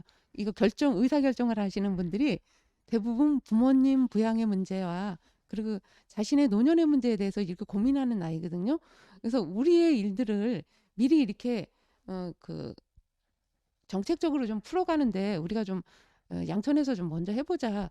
그렇게 해서 거기에 이제 공감하시는 분들이 이런 문제가 있음에도 불구하고, 저희가 예상됨에도 불구하고 그렇게 이제 사업 시행을 했는데, 그래서 이제 적극적으로 이렇게 추진을 해요. 이렇게 지역에서 관심도 많이 가져주셔서. 근데 저희가 이제 내년도 예산에 올해 운영비 100% 지원해 주던 거를 고비 부담을 50%로 늘리려니까 너무 당황스러운 거예요. 그렇지 않아도 이 사업을 시작할 때 서울시에다가 저희가 이거 고비 부담 앞으로 어떻게 할 거냐, 뭐 이거에 대해서 계속 관심을 가지고 저희가 그 서울시 확답을 듣는다고 들었거든요.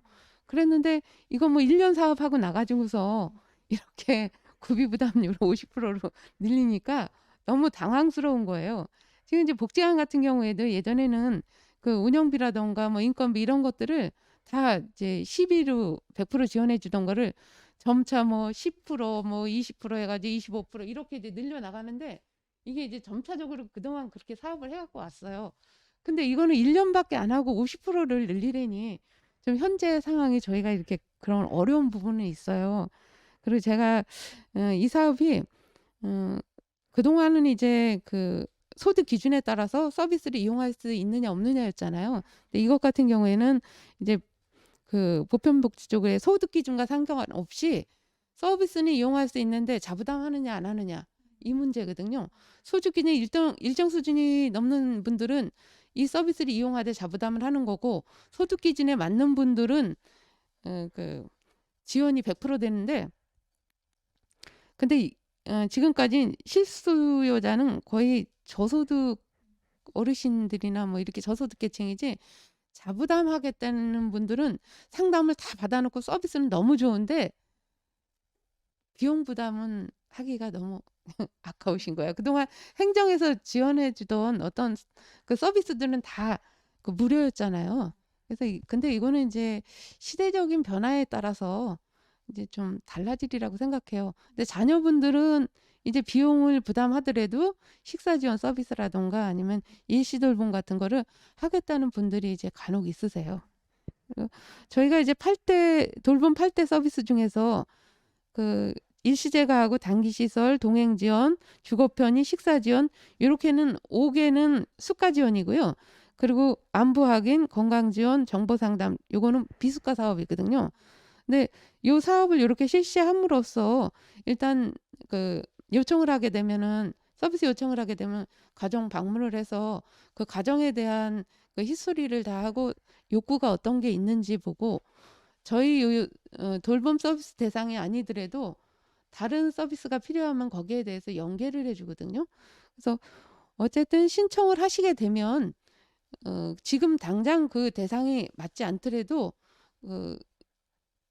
어떤 상황이 되는 그러니까 돌봄이 필요한 상황이 되면 알고 계시다가 이용하시면 되고 그리고 또 다른 자원도 지금 현재 욕구에 따른 그 자원을 연계해 드릴 수 있으니까 이렇게 서비스 제공을 하시면서 그거를 이제 그 필요한 서비스가 있으면 동 담당자하고 충분히 상담하시면 그래도 그 관리가 되리라고 생각하고요. 저희가 이 사업을 하면서 코로나 시대에 이렇게 관계 단절이 된 1인 가구들 그런 분들한테 이제 고독사 예방 효과가 참 많이 나타났어요.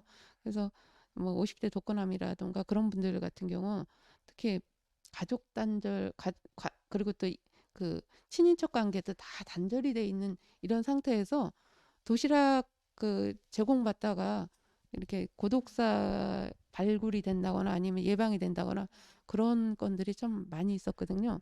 그래서 저는 이제 개인적으로 이 사업을 8월에 시작했는데 저희 어머니가 8월부터 이제 그 암 수술을 받고 항암을 받고 그리고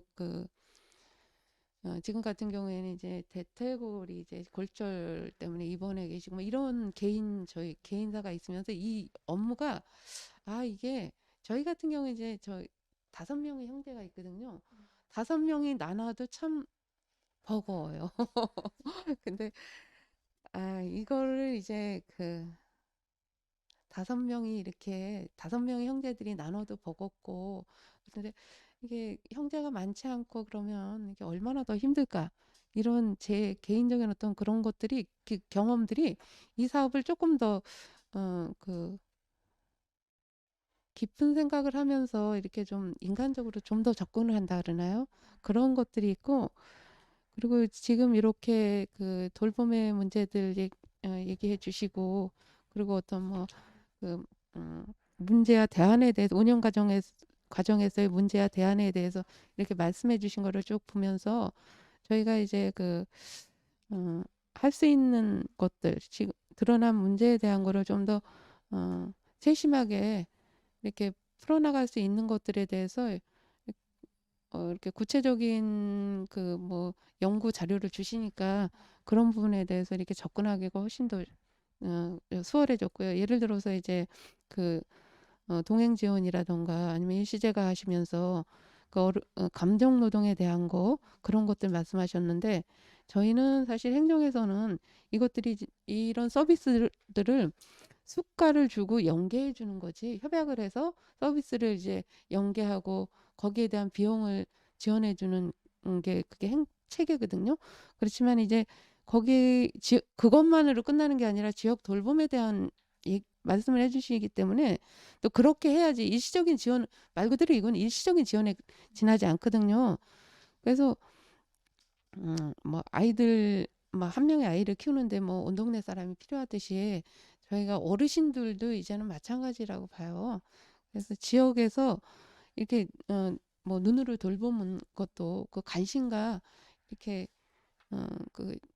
호의적인 시선들이 이렇게 어르신들을 이제 위험 상황에 처하지 않고 이렇게 잘 돌볼 수 있는 그런 인적 자원이라고 보고요.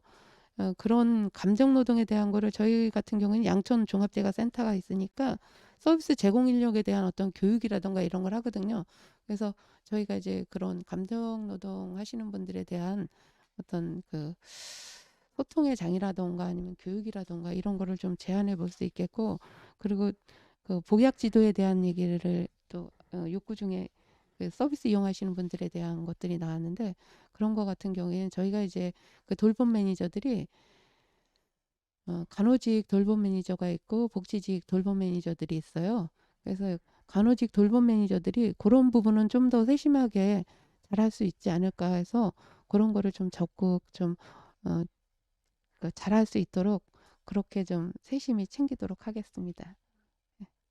오늘도 이렇게 연구하시고 민간에서 이렇게 적극 관심을 가져주니까 저희는 이제 제안해 주신 거에 대해서 실천할 수 있는 방안들을 찾아서 열심히 잘 해보겠습니다. 감사합니다. 네, 감사합니다. 우리 뭐 최금란 팀장님이 개인사, 저도 오남매인데 이 가족 돌봄에서 이렇게 사회적 돌봄의 필요에 대한 말씀을 아주 또 정확하게 해주신 것 같습니다. 그 시민사회에 관심이 높고 또 양천구가 서울 안에서 그래도 이렇게 돌봄, 긴급 돌봄에 대한 욕구나 이 제공 그 주체들이 많기 때문에 이게 잘 하고 있지 않나 이런 생각이 좀 덧붙여서 들면서요. 이게 뭐 모든 사업은 사람과 예산이 하는데 서울시와 이렇게 구비 부담률 때문에 많은 현재 당장 어려움이 있는데 잘 또 서울시랑 잘 협의하셔서 해결해 나가시면 좋을 것 같기는 합니다. 그 이제 뭐 그 핵심적으로 저희가 제안한 몇 가지 문제 중에 그 감정노동 문제하고 그 복약지도 간호 돌봄 매니저들이 좀 그런 부분들은 받아서 해볼 수 있지 않겠나 이런 말씀도 좀 주셨고요. 특히나 제가 이제 좀 그 큰 거는 코로나 관계 이 단절 시기에 좀 이 돌봄 SOS가 그래도 고독사 예방 효과가 있었다는 게 또 큰 특징인 것 같습니다. 그런 걸 잘 또 저희도 감안해서 이런 사업들이 지역사회 안에서 어떻게 잘 이루어질지 한번 얘기를 더 나눠보면 좋겠고요. 혹시나 현재 뭐 이렇게 실시간으로 카톡이나 어디 이렇게 채팅방에 들어온 게 있을까요? 아니면은 줌으로 혹시 얼굴과 목소리를 이렇게 해주실 수 있는 질문을 그냥 받아도 될 것 같아요. 네.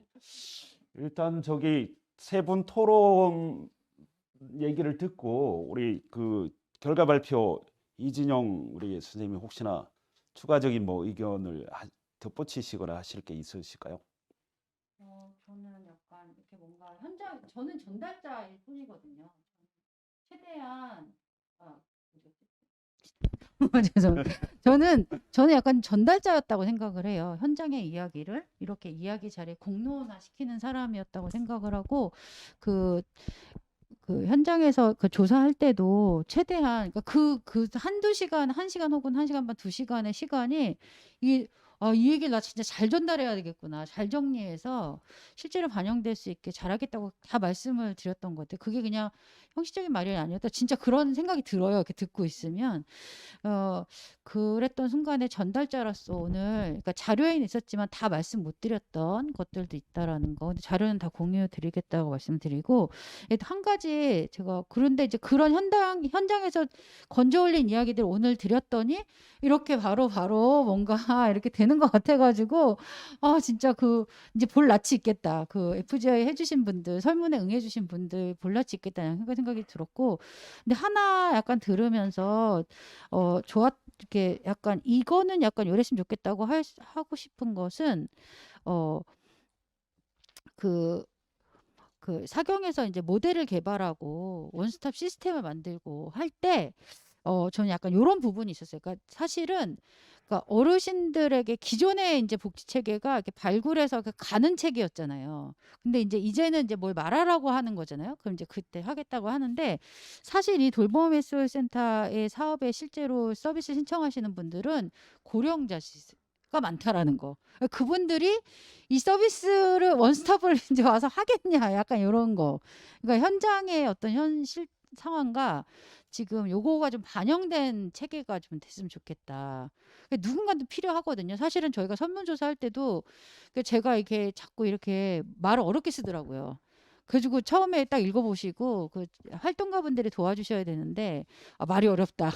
저도 약간 진짜 말 너무 어렵게 한다 이랬는데 그러니까 이거를 누가 이용하는가 그리고 그 사람들이 이용하기에 편리한 구조와 이거가 담길 수 있도록 이 개발을 하는 과정에 현장 참여자들, 그다음에 당사자들이 좀 많이 참여해서 현장의 목소리가 담긴 체계가 만들어지게 하는 거 좀 중요하다라는 그 제가 인터뷰하면서도 저의 한계를 너무 많이 봐가지고 네, 말 어렵게 하는 거, 네, 그거 말씀을 좀 드리고 싶고 사실은 이제 예산 관련해가지고 9비 12 이 문제 얘기해 주셨는데 그러니까 저는 이게 뭔가 오늘 당장 해결될 문제는 아닌데 지방자치 지방분권이 이제 뭔가 기조라고 하는데 그러면 이게 예산이 많이 자치구로 내려오는 것도 중요하지만 자치구 차원에서도 이런 예산에 빈틈을 발견해 계속 그거를 그렇게 책정해 보는 그게 되게 중요한 것 같아가지고 서울시에 굉장히 요구해야 되는 건 맞는 것 같고요.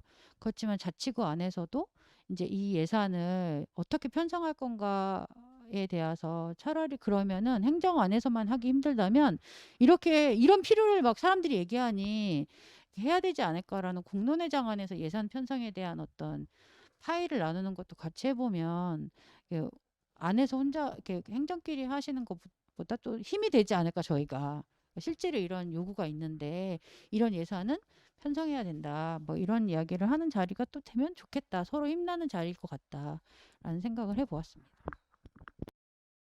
덧붙인 말씀 중에 이제 이용자 중심으로 모든 게 좀 용어라든가 접근성이라든가 이런 게 고민을 더 했으면 좋겠다 이 말씀과 예산의 문제도 당장은 해결되기 어렵겠지만 중앙이나 시도 그 정부도 해야겠지만 지방자치단체가 예산 편성을 어떻게 어느 부위에 더 많이 할 거냐 이런 것도 좀 고민할 필요가 있지 않냐 이런 이야기를 해주셨습니다. 그 현장에서 실시간 들어온 질문 중에 재민누리 협동조합에서 현재 돌봄 SOS 센터의 어르신 돌봄에서 돌봄 대상자가 확장되었으면 합니다라고 의견을 주셨습니다. 요거 뭐 의견으로 받아야 될 것 같은데 혹시나 요 관련해서 뭐 답을 해 주실 분이 계실까요?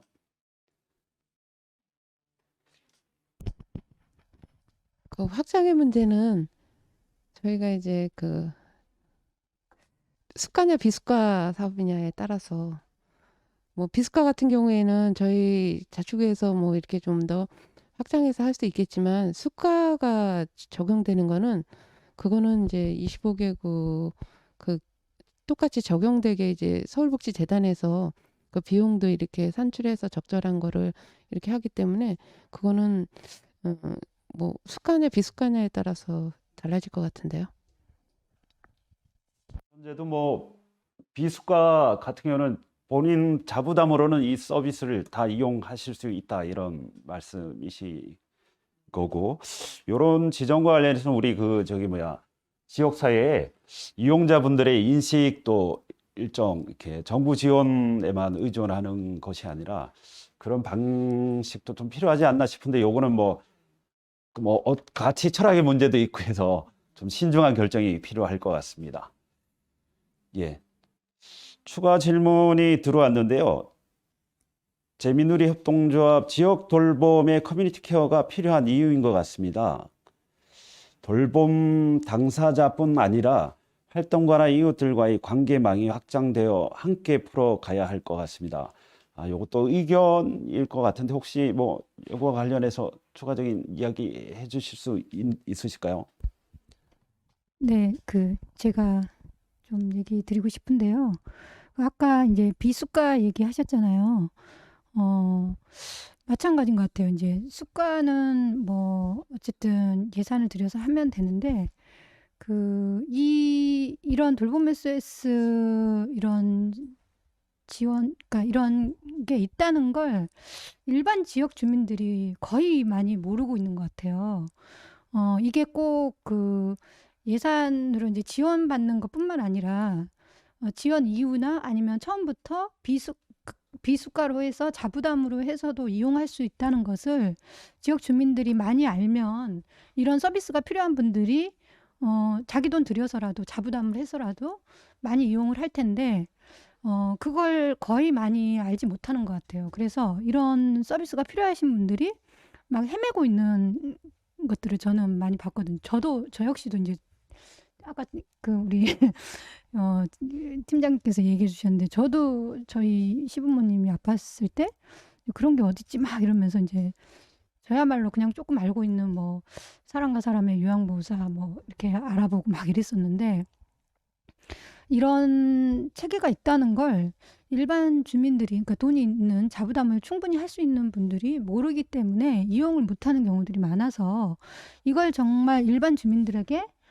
정말 그 진정성을 가지고 이런 서비스를 제공하는 기업들이 이런 서비스를 제공하고 있다는 걸 많이 많이 알려서 우리 사경 기업들도 돈 좀 벌어야죠.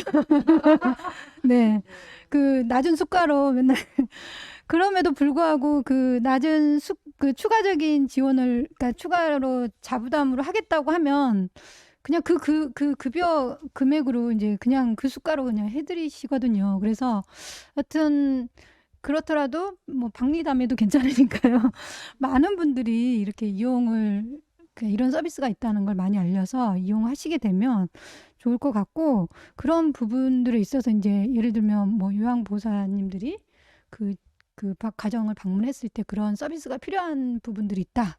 그랬을 때 뭐 안내를 해준다든지 아까 그 재민우리 협동조합에서 좋은 얘기를 해주신 것 같아요. 활동가나 이웃들이 이제 이런 서비스가 있다는 걸 많이 알려주시는 것도 큰 도움이 될 것 같다는 그런 생각이 듭니다.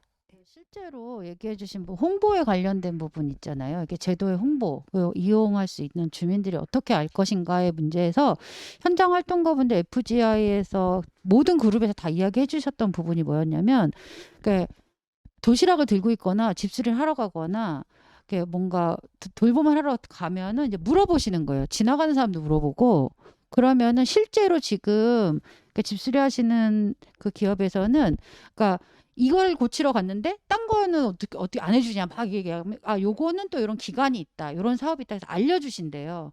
그래서 이 현장 활동가들에게 그 기업의 현장 가서 하시는 분들에게 그런 제도가 있는 다른 것들을 많이 숙지시키고 계시다고 하시더라고요. 그러니까 현장 활동가들이 홍보의 역할을 할 수 있게 약간 정보를 약간 알고 계시는 것들을 많이 할 수 있게 그리고 그래서 그 도시락 배달할 그 그룹 인터뷰할 때도 이 약간 리플렛 같은 걸 내가 좀 들고 있으면 좋겠다. 지역 주민들이 지나가다 물어본다. 그래서 뭐 이렇게 나눠줬으면 좋겠다. 이런 얘기도 나왔고 현장 활동가들은 이 문제를 그러니까 그 홍보의 포스트가 되게 직접 했으면 좋겠다. 이런 얘기도 막 스스로 막 하셨던 부분이 생각이 나서 말씀을 드렸습니다.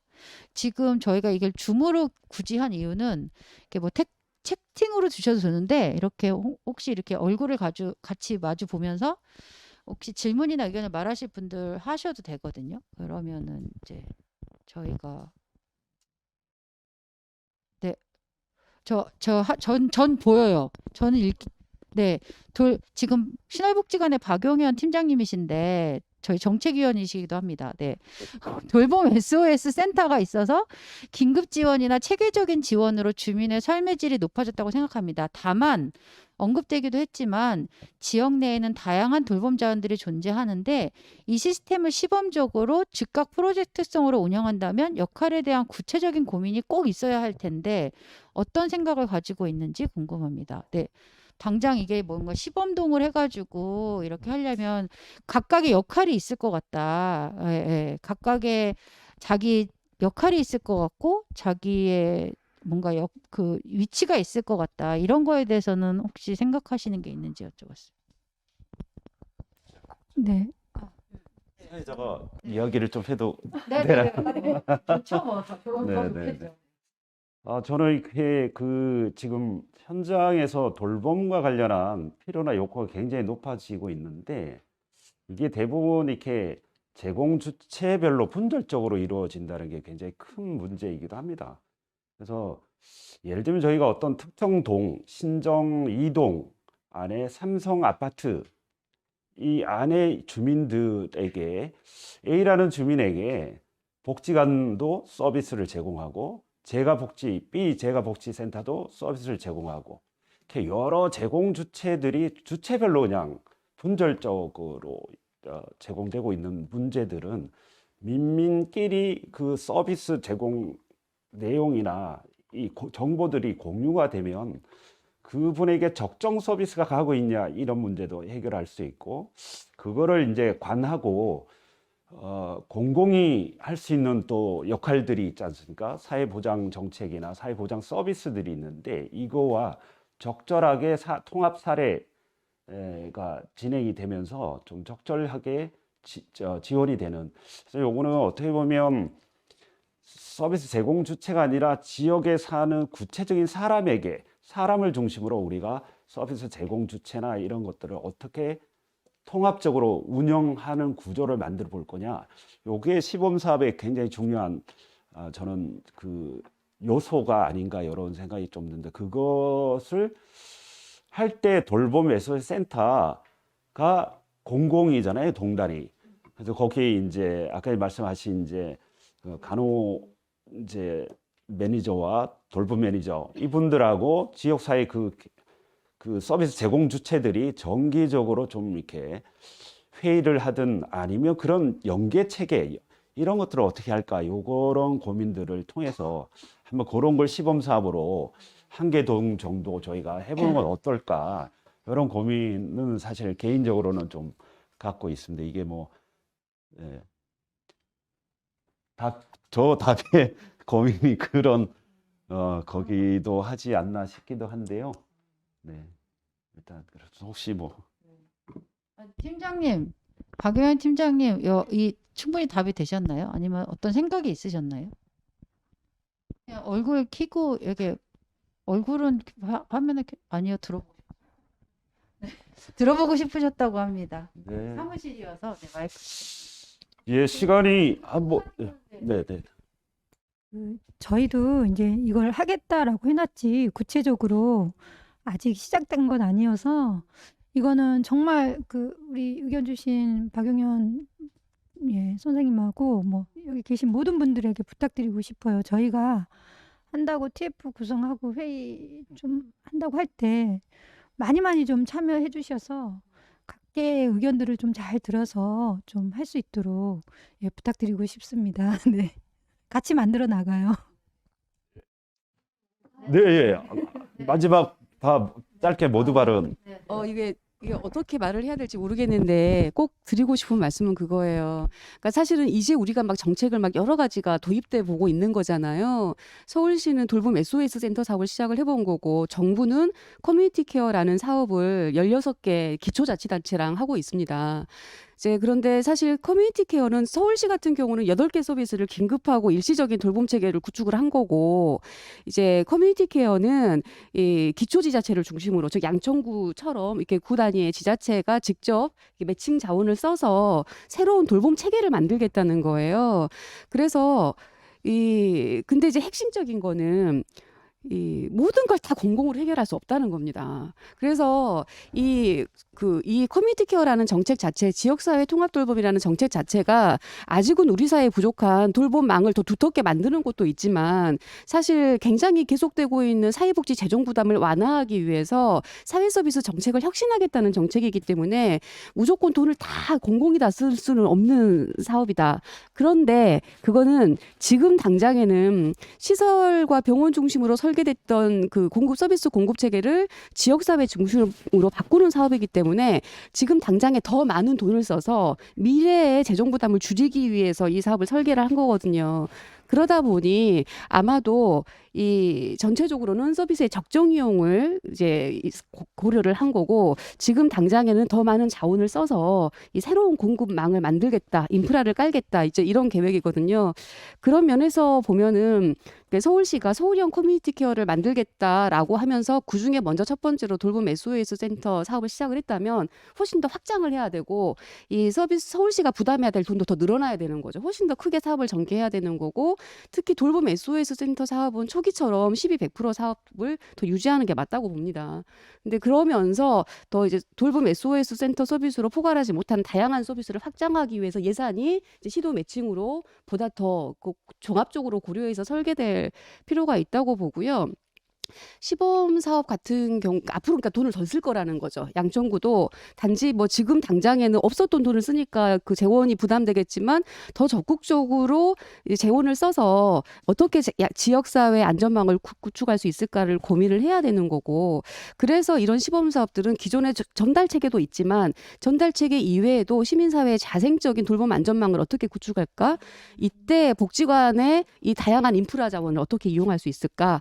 어떻게 단지 시설과 그 시설을 중심으로 제공됐던 서비스를 지역 사회에서 생활 속에서 접할 수 있게끔 어떻게 거점 공간을 활용하고 어떻게 장애인의 이동성을 확장하고 이 일자리를 만들어내고 이런 그런 그 생활상의 그 삶의 문제로 가지고 갈 수 있을까? 단지 서비스의 공급 체계 문제가 아니라 이런 것들을 고민한다면 훨씬 더 좀 폭넓은 사고 안에서 이 사업들을 설계할 수 있지 않을까라는 좀 생각이 들었습니다. 예, 시간이 많이 흘러갔는데요. 혹시나 우리 패널이나 뭐 중에 모두 마무리 발언 혹시 추가로 하실 분 있으면 해주시고, 아니면 실시간 뭐 들어온 게 있으실까요? 네, 없다고 합니다. 윤소진 선생님이 채팅창 저는 여기서 읽어줍니다. 뭐라고 하셨냐? 윤소진 선생님이 내일에 윤소진 선생님이 돌봄에 있어서 코로나19 이전하고 이후는 빈부격차가 더 심화되고 있기 때문에 공공의 재정이 확대되어야 한다고 합니다. 예, 박사님이 이제 방금 얘기해 주신 분인 것 같습니다. 예, 추가로 없으시면 오늘 뭐 이렇게 바쁜 시기이기도 하고 어려운 시기에 또 다 같이 시간을 내서 우리 박사님과 또 공공의 우리 팀장님하고 우리 사경센터장님 다 이렇게 시간 내서 같이 함께 양천형 통합 돌봄 체계에 대한 조사와 더불어서 함께 생각을 나눠보는 자리였던 것 같습니다. 핵심적으로는 그래도 저희가 현재 양천구가 돌봄 사업을 굉장히 잘하고 있다. 그리고 앞으로 더 잘해야겠다. 이런, 그리고 서울에서 좀 앞서가는 정말 지역 친화적인 돌봄 체계들을 어떻게 만들어 가볼까, 이런 고민들이 있는데요. 우리가 공동으로 아까 이야기했던 이용자 중심으로 접근성을 강화하는 홍보라든가 방식들을 좀 고민해 보자라는 거와, 마지막으로 이제 민간이 같이 공동으로 시범 사업들을 한번 추진해 보는 건 어떨까? 특정 지역, 특정 사람들을 대상으로 양천형으로 좀 확대할 만한 사업들은 어떻게 있을까? 이런 고민들을 저희가 이후에 더 해 나가야 되지 않을까 싶습니다. 그리고 아까 이제 현장에서 나왔던 그 많은 분들의 이제 어려운 지점들을 또 실제적으로 아까 뭐 심리 지원 문제라든가 복약 지도 문제라든가 실제 당장 우리가 좀 지원하거나 고민해 볼 수 있는 지점들은 적극적으로 좀 이렇게 시도해 보는 것도 유의미하지 않을까, 이런 생각이 듭니다. 장시간 약 한 2시간 가까이 됐는데요. 뭐 오늘 토론에 참석해 주신 모든 분들께 감사드리면서 가을 행복하게 보내시기 바랍니다. 건강하십시오. 감사합니다.